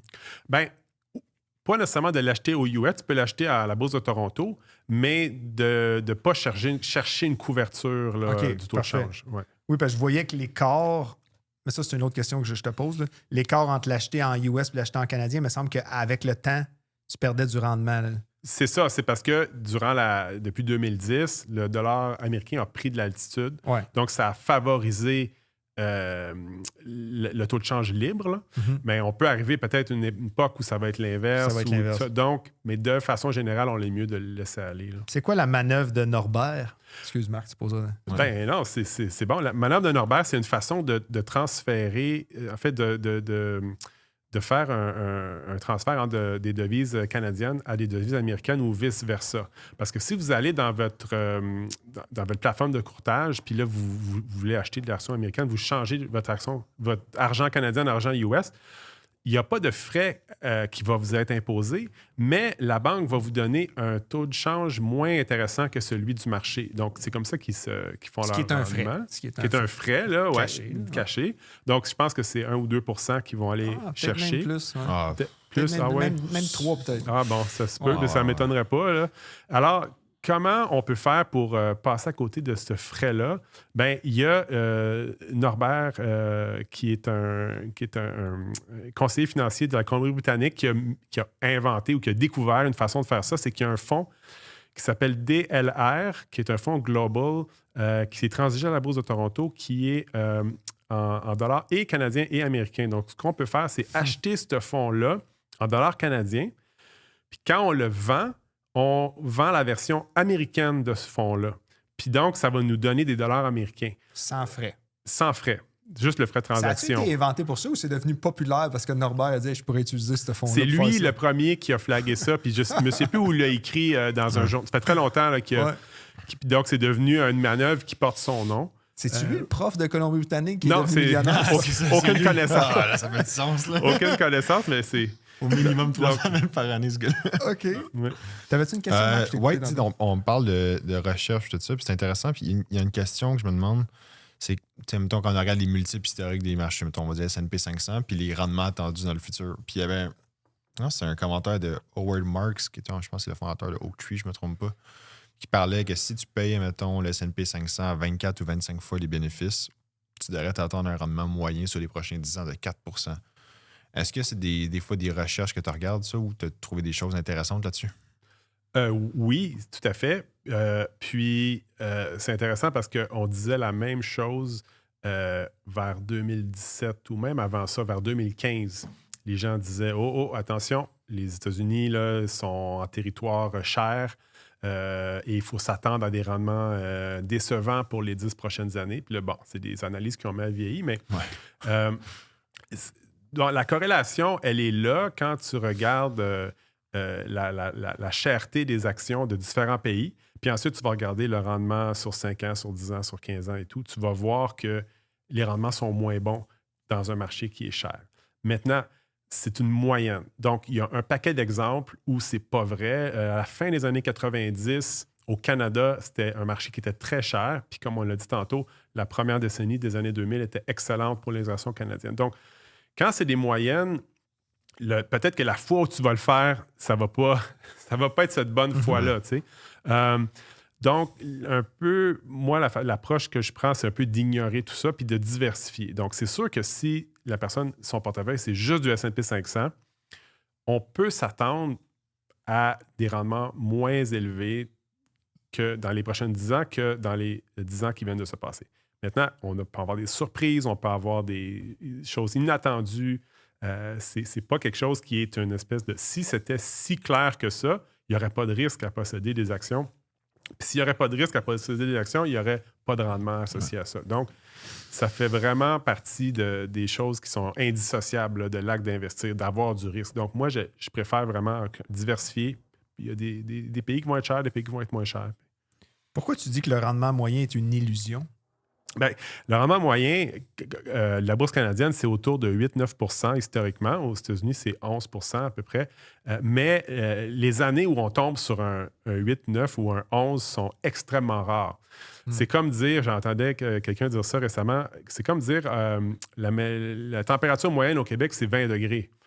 Mais les jours où est-ce qu'il fait 20 degrés, ils sont rares. Oui, t'es content, mais c'est rare. Souvent, il va faire plus 35 ou moins 15. Tu sais. Donc, c'est un peu la même chose avec le rendement moyen. Puis, pourquoi c'est intéressant de savoir ça? Mais c'est parce que quand tu vas voir, par exemple, que la Bourse canadienne a monté de 30 % l'an passé, bien là, tu vas dire, oh, attends, là, c'est-tu mieux d'attendre avant d'investir? Parce que là, c'est tellement hors norme. Il a monté de 30 %, c'est 3 fois le rendement moyen. Donc, ça envoie un signal de danger, alors que non, c'est tout à fait normal. La hausse moyenne au Canada de la bourse canadienne pour les années haussières, c'est un petit peu plus que 20 %. Puis la baisse moyenne, je pense que c'est moins 6 ou moins 7 %. Donc, si tu me dis on vit une hausse cette année, qu'est-ce que la bourse a fait? Moi, je te réponds, elle a fait 20 % ou 21 %, puis je sais que je vais être pas loin. Fait que je vais être pas loin, je veux dire, à long terme. Je vais peut-être me rater une année, mais tu diras pas 11. Non, je ne dirais pas 11 parce que c'est peu probable. OK. Donc, ça nous, justement, c'est bon pour un peu notre mindset, un peu pour ne pas faire le saut quand les rendements sont trop hauts. Il y a une affaire qu'on ne mentionne pas dans ce rendement moyen-là, c'est la volatilité moyenne. Oui. Peut-être que le rendement moyen, c'est 11 %, mais il y a une volatilité moyenne de moins 13 Je pense que toi, tu dois avoir le chiffre exact. Ben, j'ai un tableau là-dedans qui montre, parce que c'est ça, on associe en cours d'année. C'est pas parce que l'année est positive qu'en cours d'année, on n'était pas dans le rouge. On n'était pas moins 15 à quelque part en avril. Là, le meilleur exemple, c'était l'année 2020, la COVID. Ouais. On était à moins, écoute, 35 là, au mois de février. Là. Mais l'année passée aussi, c'est un bon exemple. On était à moins 12, moins 15 en avril. C'est vrai. Puis on a fini avec plus 15. La libération, oui, exact. le tarif, tout ça. Donc, tu sais, des fois, tu fais un saut en bungee, puis ça remonte, puis tu sais, l'année de la COVID, c'est une année qui a fini positive dans les marchés. Je pense qu'au Canada, on était en hausse de 6-7 %.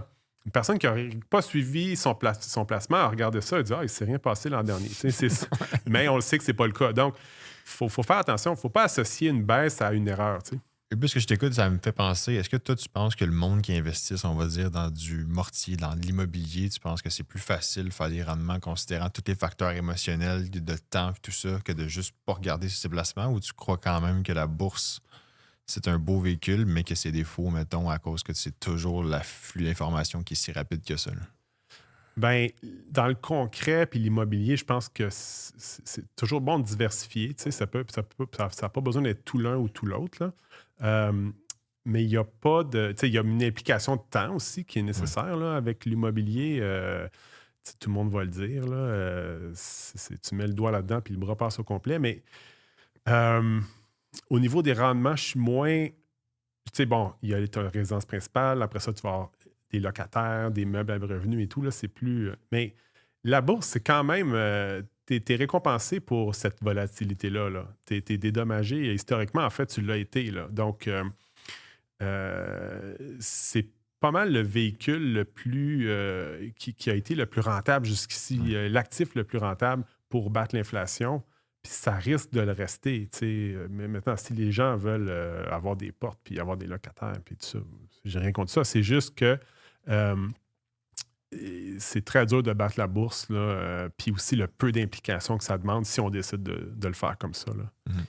Ça se peut-tu que le FNB soit dans une bulle? C'est quelque chose de possible, ça? Bien, c'est une question qui revient souvent et qui est un peu alimentée par l'industrie. Là. Genre, ouais, mais là, si tout le monde aime ça puis tout le monde achète ça. Oui, exact. Bon, il y a plusieurs choses à répondre à ça. Premièrement, quand tu achètes un FNB, hein, l'espèce de théorie, c'est de dire que ben là, tu fais une distorsion du marché parce que tu achètes de façon sans discrimination. Là. Si c'est dans le S&P 500, tu l'achètes. Donc, ça tire le S&P 500 vers le haut. C'est bon. C'est vrai, ça? Si j'achète le FNB, ça achète-tu une action du SPY? Ou non, parce que, en fait, SPY est un ETF. Mais mettons, ETF. j'achète un ETF qui contient Apple. Est-ce que ça achète une action d'Apple? Très bonne question. Non, parce que le ETF, il existe déjà. L'unité, l'Apple est déjà achetée. Donc, si toi, tu achètes demain matin pour 1000$ de ETF, il n'y a pas BlackRock ou Vanguard qui crée un ETF puis qui achète 500 actions en arrière. Ça serait extrêmement coûteux. Oui. Donc, dans le fond, ce que ça arrive, c'est comme en fait sur le marché des voitures usagées. Je t'achète une voiture. Si je te vends ma voiture, on ne vient pas de créer des nouveaux bancs puis un nouveau volant. Là. Okay. On ne vient pas de faire une distorsion du marché des bancs puis du volant. C'est ça. Donc, il y a 90% des échanges de ETF proviennent des unités qui sont déjà existantes. Là. Donc, il n'y a pas d'impact sur le marché qu'on peut dire. Puis il n'y a pas d'arbitrage, genre dans le sens que le ETF est supposé te suivre qu'est-ce que ces titres sous-jacents font. Oui, les gros, peut-être des ETF, parce qu'aujourd'hui, il y en a de tout puis de rien. Il y a même des ETF qui ont une compagnie dedans ou 2 ou 3. Mettons, je peux te dire, hey, d'après moi, selon mes calculs, des 10 stocks qui la composent, il devrait être 10 cents de plus. Il y en a des fois que j'ai vu des Ok, lectures là-dessus, moi, mais il y a des fonds encore qui vont se spécialiser à trouver Ils vont l'arbitrage. fermer le gap assez vite. Ouais. Ok. Ben, c'est ça. Si tu es un algorithme, peut-être, là, mais des gros fonds donc, comme ceux dont on parle sont extrêmement liquides. Le spread entre le bid et le ask est comme une C'est que j'arrive là avec mon stylo, ma feuille de papier, j'ai pas de Il n'y a chance. pas de... OK, c'est bon. Prochaine question est faite. C'est quoi le danger principal des obligations? Très intéressant. Bonne question. Ça vient de ton livre. Ah oui. Ça me disait quelque chose aussi. Ça, c'est comme quand quelqu'un dit quelque chose que tu penses. Ça, oui, c'est très intéressant. Je pourrais t'écouter toute la journée. Je vais juste dire son livre. C'est trop bon. Le danger des obligations, OK, c'est de ne pas faire de rendement parce que les gens, ou les CPG, par exemple, les gens aiment beaucoup les CPG ou les placements garantis liés au marché. Les gens aiment se faire tenir la main, aiment se faire dire c'est correct, monsieur, madame, c'est une tempête, mais je te tiens la main. Ce qui va arriver dans ce temps-là, c'est que tu diminues tes rendements, puis tu prends un autre risque, dans le fond. Tu prends le risque un risque de train de vie. Tu risques d'avoir une moins bonne vie plus tard parce que tu n'as pas assez fait de rendement par rapport à ce que tu aurais pu faire. Donc, tu laisses de l'argent sur la table en étant trop safe, entre guillemets. Puis, je le vois beaucoup dans les lecteurs qui m'écrivent, surtout des gens un petit peu plus âgés. C'est juste le mot bourse, ils ont le goût de se cacher en dessous de la table parce que ça a l'air pas fiable, ça a l'air... puis, je le comprends, la bourse... Tu sais, quand la bourse va bien, est-ce que Patrice Roy ouvre son bulletin de nouvelles avec ça? Tu sais, oh, la bourse va super bien aujourd'hui. Ben non. C'est juste quand ça va mal. Donc, ça reste dans la tête des gens. La bourse, c'est dangereux. La bourse, il faut se tenir loin de ça. Même nous, on est invités à LCN quand ça va pas super bien.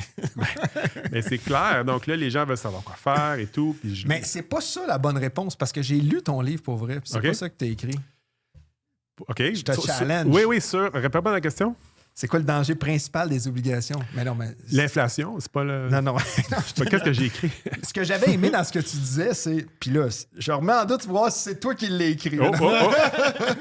C'est le AI qui a écrit ça. Si tu disais que ça rebondit pas une fois le choc passé. Ben c'est ça. Donc, l'inflation, quand tu es dans une période de forte inflation, ton obligation, c'est vrai, va jamais reprendre le terrain perdu. Comme par exemple en 2022, quand l'inflation est partie dans le tapis, la valeur des obligations a chuté et est encore basse aujourd'hui. Elle n'a pas remonté. Même si ça s'est replacé. C'est ça. Ça m'avait fasciné, ce calcul-là que tu as fait dans les... C'est ça. Donc, les actions, eux, sont remontées depuis 2022 et puis ils ont doublé là, ou à peu près. Donc, c'est ça qui est le danger. Tu vas rester pris avec un actif qui ne va pas battre l'inflation à long terme. C'est même pas un actif en tant que tel, quasiment. Ça génère quoi concrètement? Tu comprends? C'est pas une business qui va générer un... C'est un prêt, oui. C'est un prêt avec intérêt. À part ton taux de coupon, t'as pas grand-chose. T'achètes de la dette, dans le fond. C'est de la dette. C'est ça. Mais si ça peut t'aider à traverser les périodes très, très difficiles... très volatile ça aussi. Peut avoir son... Mais ça revient. Tu avais la bonne réponse. Là. Je Merci. te niaise parce que là, on est rendu amical. Là. Dans le fond, ça fait moins de rendement historiquement. C'est ça, C'est ça le danger. Dividendes, est-ce que tu les réinvestis ou tu les caches? Non, tu peux t'acheter une belle moto avec. Non, c'est... Dans les dividendes, j'ai souvent des bonnes discussions avec des lecteurs par rapport à ça parce qu'à une certaine époque, vous êtes trop jeune pour avoir connu ça, mais dans les journaux au Québec, les chroniqueurs financiers parlaient des dividendes là, constamment, puis telle compagnie a monté son dividende et tout. C'était vraiment la norme là, d'investir comme ça. Fait qu'il y a toute une génération de gens là, un peu baby boomers là, qui ont vraiment accroché sur les dividendes. Puis je comprends l'idée. C'est de l'argent que tu reçois sans rien faire. Mais ça revient en mode de plus en plus, en tout cas sur les réseaux. Là. Il y a quand même beaucoup de monde comme ça. Moi, je sais que dans ma famille, ils adorent les dividendes. Les dividendes aussi, ouais. Je suis même surpris, ouais. Mais les dividendes, c'est comme si je rentre chez vous, je prends ton portefeuille, je prends 50$ puis je le donne, tu sais. Puis là, tu te sens plus riche. Non, mais moi, je me demande qu'est-ce que tu fais chez nous. Je suis encore accroché à ça. Par où t'es rentré, ici? Ça, j'ai bon rapport. T'as-tu mis ton. Ouais, tu m'as filmé avec ta sonnette intelligente, mais. Non, mais moi, je trouvais quasiment. C'était plus. Tu rentres chez nous, tu me voles 50, tu me donnes 10, puis là, je suis content d'avoir 10, mais tu pars avec le Je pars avec le reste. Non, ben, je suis pas aussi chien que ça, là. Les dividendes, c'est ça, c'est ton argent qui te revient. Oui. Puis ce que les gens réalisent pas, c'est que l'action qui vaut, mettons, 100 $, puis qui annonce un dividende de 3 $, la journée où elle annonce que son dividende il est 3 $, sa valeur tombe à 97. Donc, c'est de l'argent. Il n'y a rien qui s'est créé, là. C'est ça. Il n'y a rien qui s'est créé. Ils le prennent de quelque part, cet argent-là. Ils le prennent de quelque part. Il t'appartenait, puis là, ils te le donnent ce qui t'appartenait déjà. Donc, les gens ont... Puis aussi, la recherche nous montre que les dividendes, les gens ont tendance à l'utiliser pour un paquet de choses. Comme... Ils ne rachètent pas le stock. Non, en fait, c'est ça la question. Ils vont racheter d'autres.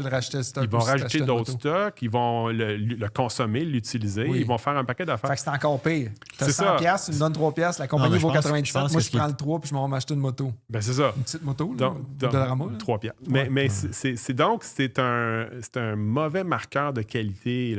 Puis là, les gens vont dire, oui, mais moi, je sais, de façon anecdotique, si tu possèdes une action de banque qui donne un dividende depuis 30 ans, tu es heureux.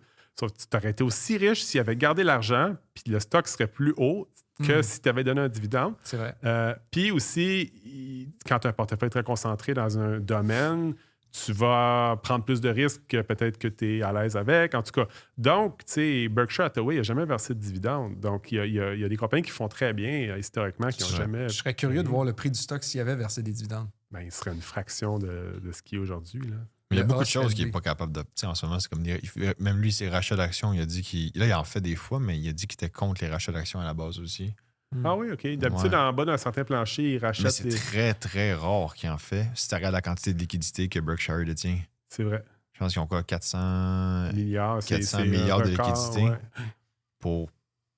Pourquoi c'est pas plus de rachats que ça? Je pense qu'il achète des treasuries avec ça, mais... Ouais. Il attend son gros éléphant. Là. Il est à la chasse à l'éléphant. Le problème, c'est qu'il y a trop de l'argent par rapport à ce qu'il peut acheter qui va faire une décision marquante pour l'entreprise. Il n'est pas pressé, en tout cas. Non. Mais ça fait des années qu'il accumule. Ben oui. Mais là, ma prochaine question va faire assez contraste avec Buffett. Qu'est-ce que la pornographie nous enseigne sur nos placements? Écoute, la pornographie, c'est intéressant parce que ça montre à quel point notre cerveau il est facile de le berner, tu sais. Puis je prends l'exemple de la pornographie parce que dans le fond, la pornographie, c'est quoi? C'est des pixels. Oui, c'est ça. Attends, c'était ton exemple. Là. Ça vient pas de toi. Ça a l'air juste vulgaire. Là. Encore une fois, c'est dans le livre. C'est le titre de chapitre. Puis, dans le fond, la pornographie, c'est quoi? C'est des pixels sur un écran qui changent de couleur, tu sais.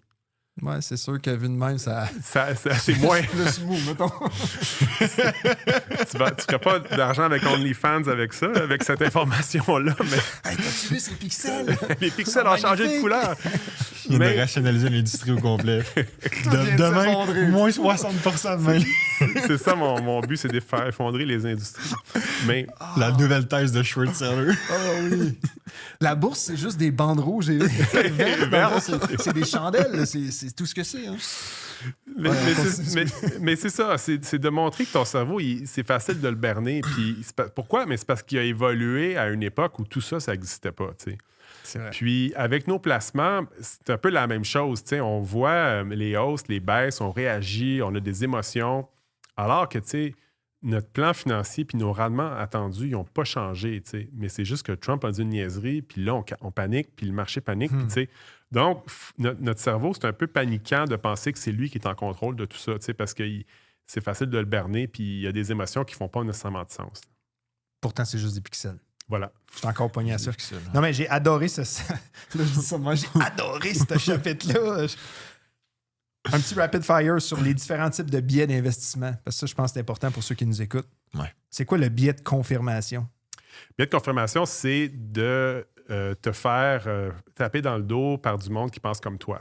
Donc, si toi, tu trouves que telle compagnie est géniale ou tel secteur est dû pour faire un coup de circuit, ben, tu peux trouver 18 000 blogueurs qui vont dire la même chose que toi. C'est super facile. Donc, il faut faire attention à ça. Puis moi, je le mentionne dans le livre avec les actions canadiennes. Moi, je ne voulais pas en acheter les actions canadiennes. Je trouvais que le Canada, ce n'était pas un pays avec une industrie si innovante que ça. C'est juste des banques et des mines. Puis bon, finalement, j'ai fermé mes yeux, j'ai bouché mes oreilles, puis j'ai acheté 30% de Canadiens. Puis je suis content aujourd'hui de l'avoir fait parce que je suis Les banques diversifié. puis les banques puis les mines ont monté. Ben, c'est ça. Puis là, je l'imagine, ferme ses yeux, ses oreilles, clique là.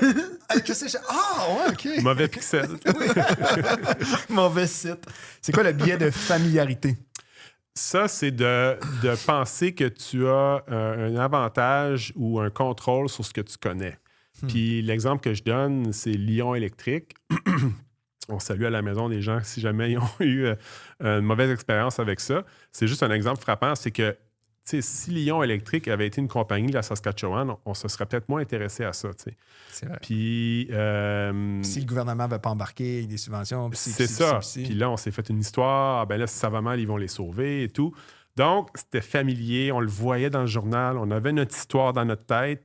Puis ça ne s'est pas avéré. Donc, des fois, ce qu'on ne connaît pas n'est pas nécessairement risqué. Puis ce qu'on connaît n'est pas nécessairement Est-ce que safe, ça s'applique aussi dans un domaine, exemple, je connais beaucoup les techs où j'ai déjà eu un SaaS. Est-ce que ça s'applique, ce biais-là? Je pense connaître le secteur, donc je pense avoir un edge. Tout à fait. Moi, j'entends il y a déjà des médecins qui m'ont dit « Ah, moi, si j'ai besoin d'argent, je sais quoi acheter parce que je suis là-dedans. » Mais ouf, j'aimerais pas ça voir leur portefeuille parce que justement, c'est... Après moi, ils font plus d'argent en étant médecin qu'en étant à la bourse. Mais c'est ça. Donc, l'information, ce qu'il faut comprendre, c'est que, comme on l'a dit tantôt, le marché a déjà digéré cette information-là. Donc, si l'entreprise a des bonnes perspectives de croissance, le prix que tu payes aujourd'hui tient déjà compte de ça. Puis il y a même des études qui montrent que les compagnies avec un gros brand ont moins de rendement que les compagnies que personne ne connaît. Parce que le brand fait partie des valeurs intangibles que tu achètes en achetant l'action. Donc, des actions comme Nike, par exemple, ont eu très mauvais rendement pour un paquet de raisons là, depuis plusieurs années, mais si on regarde toutes les compagnies qu'on est capable de nommer, collectivement, ils ont moins eu de rendement que celles qui nous disent absolument rien. Comme Gold Money puis Canaris. C'est pas certain. C'est une référence au dernier épisode. C'est quoi le biais de surconfiance? I guess que c'est évident. C'est justement ça, c'est d'avoir une belle histoire dans sa tête puis de se dire que le marché n'a pas encore réalisé ce que nous, on a réalisé. Peut-être que c'est vrai dans certains cas. La majeure partie, c'est comme si tu regardes un thermomètre à travers la fenêtre, tu te dis « Ah, je vais battre le thermomètre. » Moi, je vais dire la température plus rapidement que le thermomètre que je regarde. Je vais aller vendre mes stocks du futur. C'est pas évident. Pourquoi tu achètes des thermomètres là, en ce moment? Qu'est-ce qu'il dit, là? Un de ceux que, en tout cas, selon moi, celui qui m'affecte le plus est probablement bien du monde. L'aversion aux pertes, je fais quoi avec une action qui a beaucoup chuté?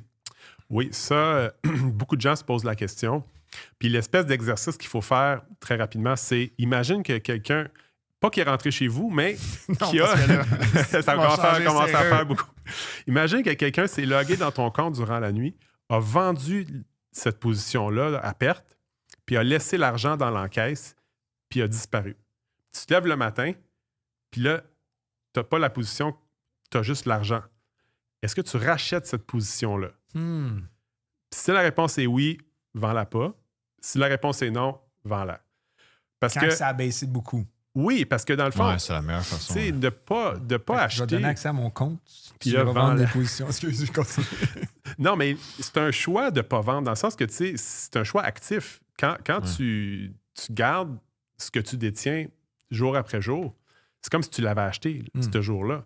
Donc, ta position à perte, tu viens de la racheter à chaque jour.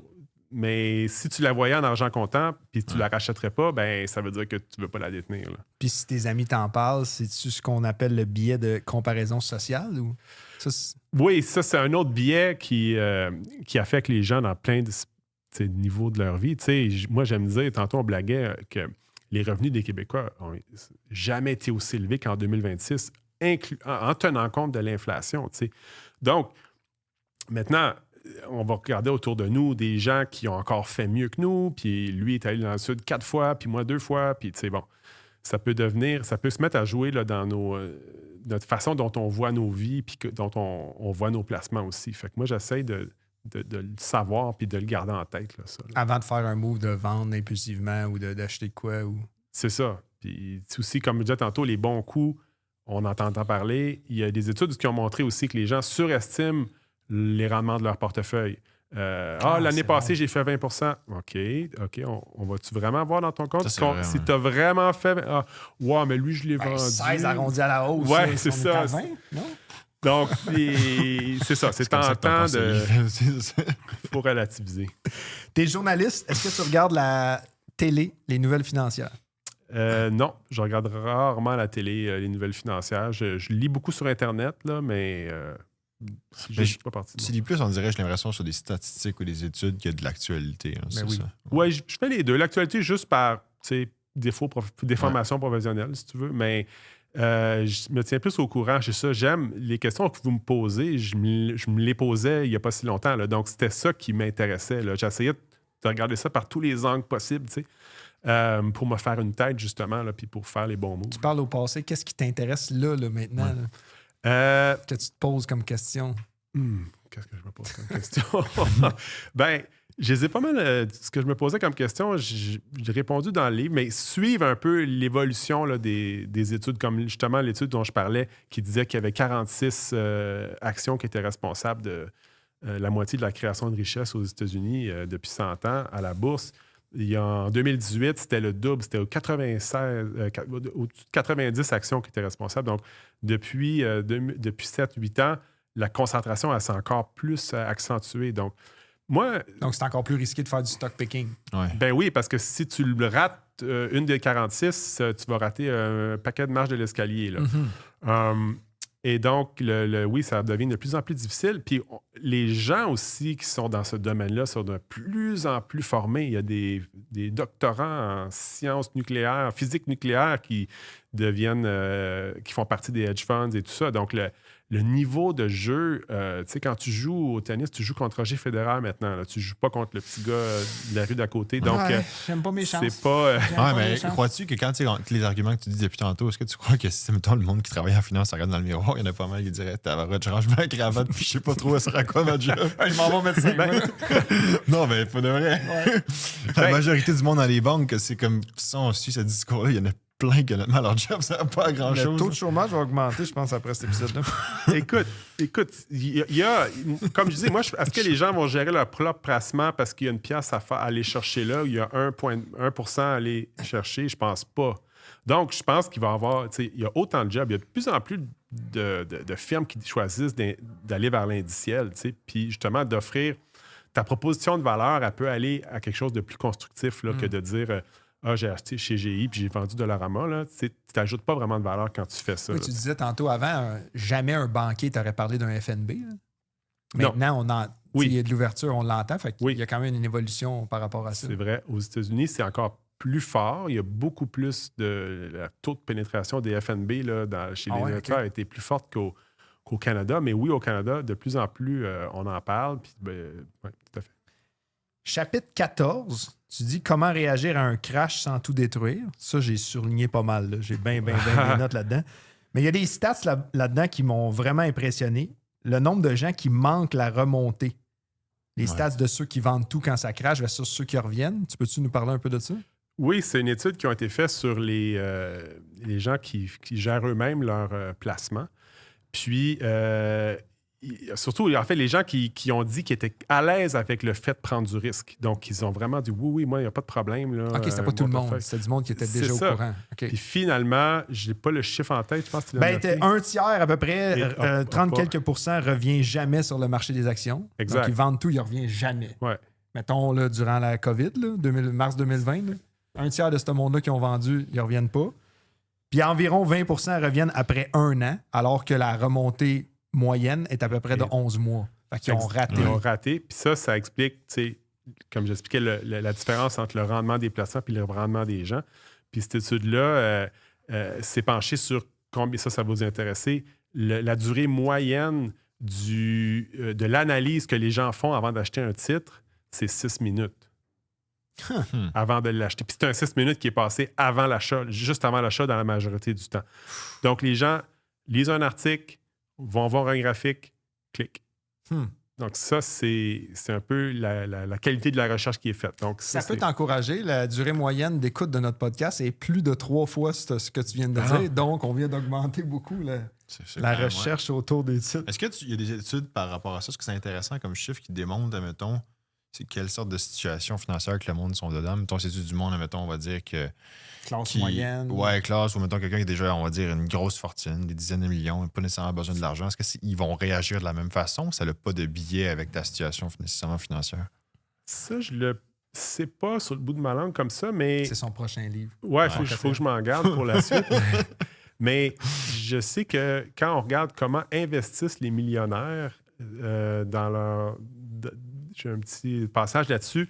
Les millionnaires ont tendance à prendre moins de risques qu'on pourrait le penser. C'est pas des gens qui vont all-in action. C'est des gens qui ont un profil de mémoire, je pense que c'est 70% action, 30% obligation ou 60-40 dans ces eaux-là. Donc, c'est pas... c'est possible là, d'accumuler des actifs sans nécessairement vouloir faire des coups de circuit nécessairement. Là. On dit souvent que la bourse, en tout cas, il y a bien du monde qui pense que c'est réservé aux gens de la finance. Ouais. J'ai adoré le passage dans ton livre que tu parles de Newton, David Bowie, Karl Marx. Je t'aurais aussi proposé de parler de François Lambert, Charles Lafortune, d'ailleurs, qui nous écoute. On a su ça. Charles Lafortune, ben oui. Wow. Bien intéressé par ton travail. D'ailleurs, Marc, il voulait t'appeler. Mais il y avait une histoire sur Shakespeare. Oui. Tu peux-tu nous en parler de cette bout-là? Oui, Shakespeare, j'ai mis ce passage-là parce que souvent, c'est ça, les gens vont dire, les intellos vont dire, la bourse, ça intéresse qui? Donc, j'ai mis ça un peu pour montrer que non, les artistes se sont de tout temps intéressés à la bourse, au placement. Puis Shakespeare a eu des parts dans la compagnie de théâtre qui jouait ses pièces à Londres. Et ça lui a permis de générer des revenus. Et Shakespeare a pris une retraite anticipée. Je pense que c'est 48 ou 49 ans. Ah, il est écrit 49 ans. C'est ça, 49 ans, a pris sa retraite à 49 ans. Donc, c'est un fire. À une époque que tout le monde travaillait jusqu'à leur mort. Là. Tout à fait. Le conseil de la retraite n'existait pas. Oui, donc, son côté investisseur lui a permis de prendre sa retraite, de passer plus de temps avec sa fille, je crois. Mais c'était inédit à l'époque. Donc, je trouvais ça intéressant de le noter. Là. Non, mais moi, j'aimais aussi que le bout que tu parles de spéculation sur le grain, le malt, l'orge. Tu sais, dans le fond, c'est un trader, le Shakespeare. Puis ça m'a inspiré un remake de Roméo et Juliette qui s'appellerait Bull et Bear. Oh, okay. Une histoire passionnelle d'amour et de trahison. Ouais. Ça ferait de bon, ça, en plus, ouais. Comment investir pour l'apocalypse? C'est la leçon 15. J'ai l'impression d'être prof, d'être stagiaire au cégep. Ton exemple de l'Allemagne des années 49 à 59, ça m'a marqué quand j'ai lu ça. Oui, l'Allemagne, un investisseur en actions allemandes dans la Deuxième Guerre mondiale n'a pas très bien fait, mais comme on s'en doute, là, les valeurs sont allées à zéro. Mais les gens qui sont arrivés après la guerre... En 49. Il devait pas avoir un appétit incroyable là, pour mettre son argent dans un pays complètement détruit. Mais ceux qui l'ont fait, ça a été parmi les meilleurs rendements de tous les temps là, parce qu'il y avait justement tout à faire. Il y avait un énorme risque. Puis c'est un risque qui a été récompensé cette fois-là. Donc, je lisais 4373 % que tu as écrit dans ton livre. En 10 ans. En 10 ans, exactement. Donc ça, quasiment meilleur que Marc comme rendement. C'est 2400 %. Les calculs! On est à une dizaine de %. Est-ce que l'or est un havre de paix? Non, parce que la volatilité de l'or est plus élevée que la volatilité du S&P 500. Donc, intéressant. Les sommets et les vallées ne sont pas tout à fait en même temps. Là. C'est pour ça que ça offre un peu un bénéfice de diversification. Mais les gens qui pensent que l'or, on peut le toucher, c'est très, très safe, là. Vu que c'est tangible. Oui, vu que c'est tangible et tout. Donc, c'est un havre de paix, pas du tout. Le prix de l'or fluctue, puis il y a plein de périodes. Historiquement, l'or a plus ou moins gardé son pouvoir d'achat là, à travers les siècles, même les millénaires. Mais garder son pouvoir d'achat ne veut pas dire obtenu du rendement. Donc, il y a un coût de renonciation quand on va dans l'or. Ça veut dire, cet argent-là aurait pu fructifier dans les actions et tout. Puis moi, j'aime dire aussi quand on est investisseur au Canada, dans le TSX, on est avantagé par le prix de l'or aussi. Quand l'or va bien, nous, on fait bien parce qu'il y a l'or, les métaux font C'est à peu près 10 partie du TSX. du TSX. Donc, dans les années où ça va bien, on en profite. C'est vrai. Est-ce qu'on est mieux d'investir dans un temps de guerre ou un temps de paix? Ben, c'est ironique parce qu'en temps de guerre, on a peur d'investir, mais les plus gros crashs de l'histoire ont eu lieu en temps de paix. Donc, ça, ou quand tu rentres dans le marché. Ou quand moi je rentre dans le marché, ça va tomber. 2008, tu as des temps de paix. C'est un mauvais signal. Mais donc, c'est ça. Les gens, souvent, ont un œil sur les nouvelles. C'est vrai. Moi, je vous dis, du point de vue de l'investissement, les nouvelles ont plus de chances de vous nuire que de vous aider. Donc, je le dis même en tant que journaliste, là, si vous êtes incapable de vous empêcher de transiger en fonction de l'actualité, ben moi, je pense que c'est mieux de vous couper de l'actualité parce que ça va vous nuire, ça ne va pas vous enrichir. Là. Quand tu écris un article que ton boss te dit qu'il veut un gros headline, est-ce que tu y penses à ce que tu viens de dire ou... un gros headline. Non, mais tu sais, quelque chose d'accrocheur ou de cliquable ou de vendeur. Je pense que tu peux rendre ça vendeur. Tu peux dire les choses telles qu'elles sont puis rendre ça vendeur aussi. Tu peux... t'es pas obligé là, d'aller faire des articles sur les 4 actions qui ont super bien fait l'an passé, oui. Parce que ça, c'est le rétroviseur. Je veux dire, c'est un classique. On veut rentrer dans ce qui a bien fait, mais ce qui a bien fait, c'est derrière nous. Là, parce que tu disais dans ton livre que quand tu écoutes la télé, les nouvelles financières, tu l'écoutes pas de son ou tu recommandes de l'écouter pas de son. Exact. Parce que c'est Warren Buffett qui dit ça. Lui, il écoute CNBC, mais il coupe le son. Parce que c'est comme Animal Planet là, qui nous explique. Mais si j'applique la même recette à tes articles, il faudrait que je les lise les yeux fermés. À l'envers. Il y a un message caché. À l'envers, à travers la feuille. Mais CNBC, c'est vrai, parce que moi, je l'écoute aussi au bureau. Puis... Pas de son? Ah, ça, je pense que c'est fait pour te corrompre le cerveau, pour de vrai. Quand j'écoute... Non, mais j'aime ça des fois, parce que je trouve que c'est entertaining. Pour moi, c'est du cinéma plus qu'autre chose. Ouais. Mais... il y a tellement de choses qui dit que c'est contre... Ça se mélange constamment. Ça nuit plus, selon moi, le monde que ça l'aide le monde, j'ai l'impression. Combien investir dans le REER versus le CELI? C'est quoi le ratio? Ça, c'est pas évident. C'est des questions que les gens se posent. Ça va vraiment dépendre de où tu es dans ta carrière. Mais souvent, il y a un petit calcul rapide, c'est ton âge plus 20, ça devrait représenter ce qu'il y a dans ton REER. Puis ensuite, le reste dans le CELI. Et ça, c'est bon. Mettons, moi, j'ai 39, fait que je devrais avoir 59 % dans mon REER. Puis après ça, ton CELI peut Marc aurait 39 %. Donc, ça, si tu es capable de garder ça, puis c'est sûr que les gens qui gagnent beaucoup d'argent en début de carrière peuvent aller direct, parce qu'ils peuvent aller directement dans le REER. Les gens qui gagnent moins en début de carrière ont un avantage du CELI parce qu'ils ne payent pas d'impôts de toute façon, beaucoup d'impôts. Mais le REER peut aider quand on a des jeunes enfants aussi. Les allocations sont plus élevées, donc il y a un paquet d'affaires. Puis lesquels que je décaisse en premier, là, mettons, j'arrive à la retraite, REER, CELI, CRI, non enregistré, y a-t-il un ordre idéal? Il y a différentes façons de voir ça. Souvent, ce qui est proposé, ça va être le non enregistré, après ça, le REER, puis après ça, le CELI en dernier à cause de sa croissance non imposée. Ah oui. Mais il y a 2 calculateurs que les gens peuvent aller voir. Il y a Planif Retraite, c'est une petite compagnie québécoise qui propose un fichier Excel qui est même disponible à l'essai. Puis on peut remplir nos chiffres là-dedans, puis voir des différents scénarios de décaissement. Puis eux l'optimisent pour nous, mais on peut essayer de mettre le CELI avant, le REER avant, tout ça. Puis il y a PWL Capital qui a un calculateur de décaissement pour la retraite aussi. Puis eux autres aussi, là, il y a différentes séquences qu'on peut analyser. C'est gratuit, c'est en ligne. Là. Allez voir ça. Ce qui est le plus fascinant dans tout ça, c'est que tu te rappelles pas qu'est-ce que tu as déjeuné à matin. Tu te rappelles ça? Peut-être qu'il n'y a pas déjeuné. Il y a trop de nouvelles à lire, trop de... T'es fort, Nicolas, t'es vraiment fort. Merci. Fait que c'est vraiment toi qui l'as écrit. Ça me rassure. Ah non, mais... OK, dernière section sur les mythes. Premier mythe. Vendre et revenir quand ça sera plus clair. Ouais, ça, c'est le plus gros, là. T'es payé pour prendre du risque. T'es payé pour les jours où tes placements prennent des volets, tu sais. Tu peux pas y échapper. Parce que souvent, les meilleures journées de ta vie d'investisseur ont lieu durant les périodes difficiles. C'est vrai. Donc, souvent, les gens vont sortir, là, ça va décoller le lendemain. Donc, c'est vraiment... Il faut... J'aime dire, au lieu de changer ton portefeuille, change ta psychologie, tu sais. Ça va te coûter moins cher. Ton portefeuille, il n'est pas dans l'erreur. C'est toi qui essaies de projeter tes anxiétés puis tes peurs. Mais ton portefeuille, il a probablement raison. Là, c'est bien dit. C'est D'ailleurs, très bon, le 22 avril, on va faire une séance avec un psychologue. Tu vas être couché sur le divan puis il va analyser pas juste ton portefeuille, mais ton comportement, ta psychologie. 22 avril, manquez pas ça. Deuxième, vendre en mai et partir. Ça se lit mieux en anglais, celle-là? Là? Ouais, sell in May and go away. Ouais. Ça, c'était une vieille formule. C'est vrai, ça. Je vends tout en mai puis je reviens quoi? Non, c'est En septembre? Oui, c'est ça. C'est ça que les gens disaient à l'époque. Globalement, il y a du vrai là-dedans, mais c'est une moyenne.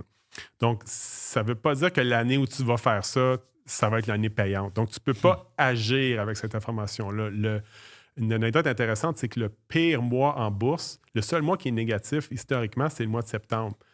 Les gens se demandent pourquoi le mois de septembre est négatif. Puis une des théories, c'est que les gens payent leurs vacances du mois d'août en mois de septembre. Fait qu'ils vendent en septembre pour payer leur carte de crédit. Ça vaut ce que ça vaut, mais encore une fois, juste... Je te dirais que janvier devrait être négatif aussi après avec le temps des fêtes. Oui, c'est ça. Mais septembre l'année passée était super bon. Tu sais, c'est très, très, très... C'est une moyenne, donc on ne peut pas agir avec ça. Tu sais. La montée de la Chine pourrait affaiblir le dollar américain. C'est un mythe, ça. Ouais, ça je lis beaucoup, là, je les appelle mes gens qui lisent le monde diplomatique, là, puis ils veulent investir avec ça, puis avec des économistes. Puis là, oui, puis là, c'est le temps d'aller en Indonésie. Puis là, je suis comme, oh non. Okay. Premièrement, si tu le lis, le marché le sait. OK? Le prix que tu payes aujourd'hui, il reflète cette information-là. C'est la première des choses. Deuxième des choses, la Chine a eu une croissance incroyable depuis 20 ans, mais les rendements boursiers ont été négatifs. Donc, tu peux avoir la super croissance puis des mauvais rendements aussi. Comme au Japon, le PIB est excellent, l'augmentation, mais les rendements... Les rendements ont longtemps, là, ça a été bien là, depuis un an et tout, mais mettons les 30 années ça d'avant. Ça n'a pas été bon. Donc, même chose avec les industries. Une industrie, par exemple, de l'aéronautique, qui est complètement géniale, mais c'est très rare les gens qui ont fait de l'argent avec ça. Souvent, c'est le consommateur qui va en bénéficier. Tu sais, ton vol d'avion que tu payes pas cher. Moi, pas cher, mais Marc, plus cher. $1000 tantôt. Mais c'est ça. Donc, l'avancée pour la société, des fois, c'est le consommateur qui l'a, c'est pas nécessairement l'actionnaire qui l'a. C'est bien vu, ça. Ouais, c'est vrai qu'on ne pense jamais à ça. C'est vrai. On referait des prix. Mais pourtant, Dollarama, le consommateur a Et quand même... aussi. Et c'est ça, tout à fait. L'actionnaire est pas malheureux. Les banques centrales faussent le marché. Il m'en reste 3. Là. Ouais, ça, si quelqu'un dit ça, tu peux être sûr qu'il a sous-performé l'indice depuis pas mal longtemps. Et qui arrondit à la hausse son rendement. Et ouais, c'est ça. Ça, c'est comme il a vanté, puis le chien a mangé mon devoir. Là. C'est comme des espèces de phrases qui sont un peu toutes faites, là, puis de dire oui, mais les banques centrales, leur rôle, c'est pas d'enrichir les actionnaires, là, c'est de gérer l'inflation. Puis donc, finalement, on peut toujours trouver des excuses. Mais le chien a mangé ton journal parce qu'il vantait? C'est quoi le lien? Non, il a vanté. Deux phrases, il y avait un point. J'ai mal joué au golf parce qu'il a vanté. Mais ça, c'est vrai. Oui, ça, c'est vrai, t'as raison. C'est pas un bon exemple. Moi, je joue toujours mal, puis ils vendent toujours. Mais en même temps, cette question, tu sais, l'affaire qu'on dit les banques centrales, c'est à cause que, mettons, quand ils impriment trop d'argent, c'est plus ça, c'est là-dessus que tu voulais le dire? La théorie, c'est ça. C'est que là, ça a injecté de l'argent, puis certaines compagnies en ont profité. Ça a été de l'argent facile et tout. Ouais. Mais la COVID, ça a quand même, autant que la situation économique était différente, ça a quand même une partie de vérité derrière ça quand même. De la hausse, tu veux dire? Mais tu sais, comme il y a eu la plus grosse... Oui, ça a généré la vague d'inflation. d'argent qu'on n'a jamais eu de l'histoire. C'est ça. Parce que ça a mis de l'argent entre les mains des gens. La différence entre 2008 et 2009, c'est qu'ils ont donné de l'argent aux banques pour les recapitaliser. Ouais. Là, ils ont envoyé des chèques à Jean-Guy et Monique. Puis mais pas juste ça, on a eu tu avais une business, tu peux avoir des subventions d'urgence pour ta business, tout ça. Il y avait de l'argent gratuit qui sortait de nulle part. Tu recevais 40 000 de prêts sans intérêt. Là. Dans une situation comme ça, c'est quand même, ils ont quand même fait grossir l'économie de façon artificielle d'une certaine façon. Là. C'est sûr que... Puis ça se reflète dans l'inflation aussi. Donc, les titres boursiers ont bien fait depuis ce temps-là. Mais moi, je mettais cette formule-là un peu comme une espèce d'attrape un peu tout, là, parce qu'il va toujours avoir des gens qui vont... Même avant la COVID, les gens disaient ça. Les taux d'intérêt sont trop bas trop longtemps, donc j'ai sous-performé l'indice. Donc, ça fait partie des choses que les gens disent. Ce que j'en retiens, c'est que Marc a sous-performé l'indice. Non, j'ai pas dit ça. Non, mais tu blâmes les banques centrales. Non. Il dit que les banques centrales ne vont pas faire que la bourse va cracher, par contre, parce que sinon, tu as Trump qui va appeler et qui va dire « Hey, fais-moi monter le marché. » Oui, exact. sais, comme la journée que Trump il a dit de quoi, puis il y avait ses amis autour de lui, puis il disait, lui, il a fait 2 milliards, lui, tu sais, ça avait monté le puis il SP500 s'en vendait. 9,2 %. La personne qui a vendu, là, le point 1, puis Ben, il revenait quand ça va être plus clair. C'est arrivé encore cette semaine, hein? Quelqu'un qui a fait 60 millions en 10 minutes. Oui, sur des Sur le pétrole, négociations je de sais pas paix trop qui quoi. n'avaient peut-être pas eu lieu. Là. Ouais. En tout cas. Hey, il nous en reste juste 2. Il faut suivre les initiés. C'est un mythe, ça? C'est un mythe. Il y a du vrai là-dedans, dans le sens que quand les gens qui travaillent à une entreprise achètent des actions de cette entreprise-là, la recherche nous montre que sur une période d'1 an, les rendements ont été supérieurs à cause de cet indicateur-là. Mais c'est à très court terme. Donc, tu ne peux pas faire des achats à long terme avec cette notion-là en tête. Puis aussi, encore une fois, malheureusement, c'est une moyenne. Donc, la fois que tu le fais, ça ne sera peut-être pas la fois qui est payante. Est-ce qu'il vaut mieux rester cash et attendre les bonnes opportunités? Ça revient souvent. C'est vraiment quelque chose qui est ancré, je pense, dans la tête des gens. Ce que la recherche nous dit, puis ce que les gens ont le goût de faire, c'est 2 choses. Donc, la recherche, qu'est-ce qu'elle nous dit? Elle nous dit que acheter la minute qu'on a l'argent dans les poches, c'est préférable pour les rendements à long terme. Puis ça, c'est des analyses historiques là, internationales qui ont fait ça. Les rendements plus élevés sont plus élevés, je pense, c'est quelque chose comme 0,3 à 3 % par année, en moyenne, là, dans différents marchés. Pourquoi? Parce que l'argent cash, ça ne rapporte pas. Donc, chaque jour que ton dollar n'est pas investi, c'est un dollar qui ne travaille pas, ou à peu près pas. Maintenant, psychologiquement, ça peut être très difficile. Je pense à une personne qui reçoit un héritage. Tu sais, c'est la maison de mon père qu'on a vendue. Je le mets dans le marché, ça tombe de 20 % un mois. Tu sais, bon, là, il y a l'aspect émotif et tout. Si c'est le cas, le mieux, ce serait de diviser le montant puis de rentrer dans le marché selon une règle préétablie, disons, à tous les mois pendant 6 mois ou quelque chose comme ça. Donc ça, est-ce que c'est optimal au point de vue des chiffres? Non. Est-ce que c'est optimal au point de vue de ta psychologie? Peut-être. Tu sais. Donc, c'est un cas où ce que la recherche nous dit puis ce que les gens veulent faire, c'est peut-être deux choses. Là, OK. Marc, t'avais-tu une question en terminant? Non, mais pour le dernier point, c'est intéressant. C'est ça que j'avais lu moi aussi dans le passé. Puis c'est souvent, on dirait, on parle en 2-3 tranches, mais. Ouais, je vais entendre les soldes. Tu sais, je vais entendre les soldes. Ouais.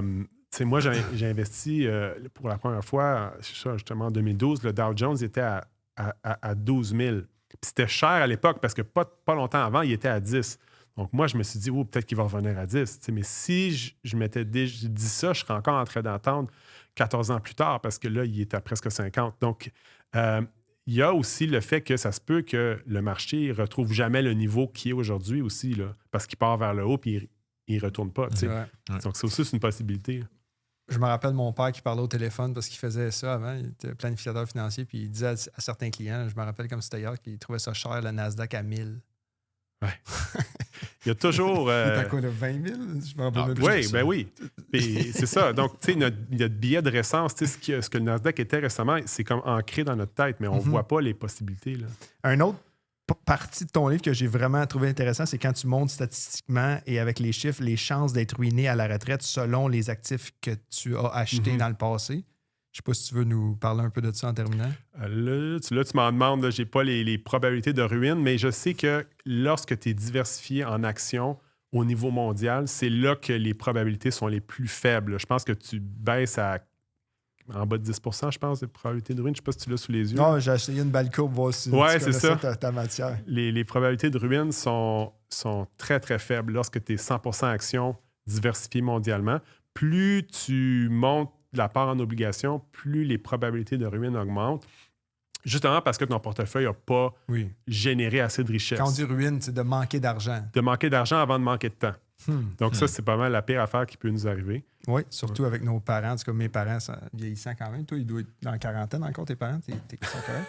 Hey, merci à tout le monde. Merci à BNCD. Merci à Nicolas Bérubé. Merci, Derek. Merci beaucoup. Merci.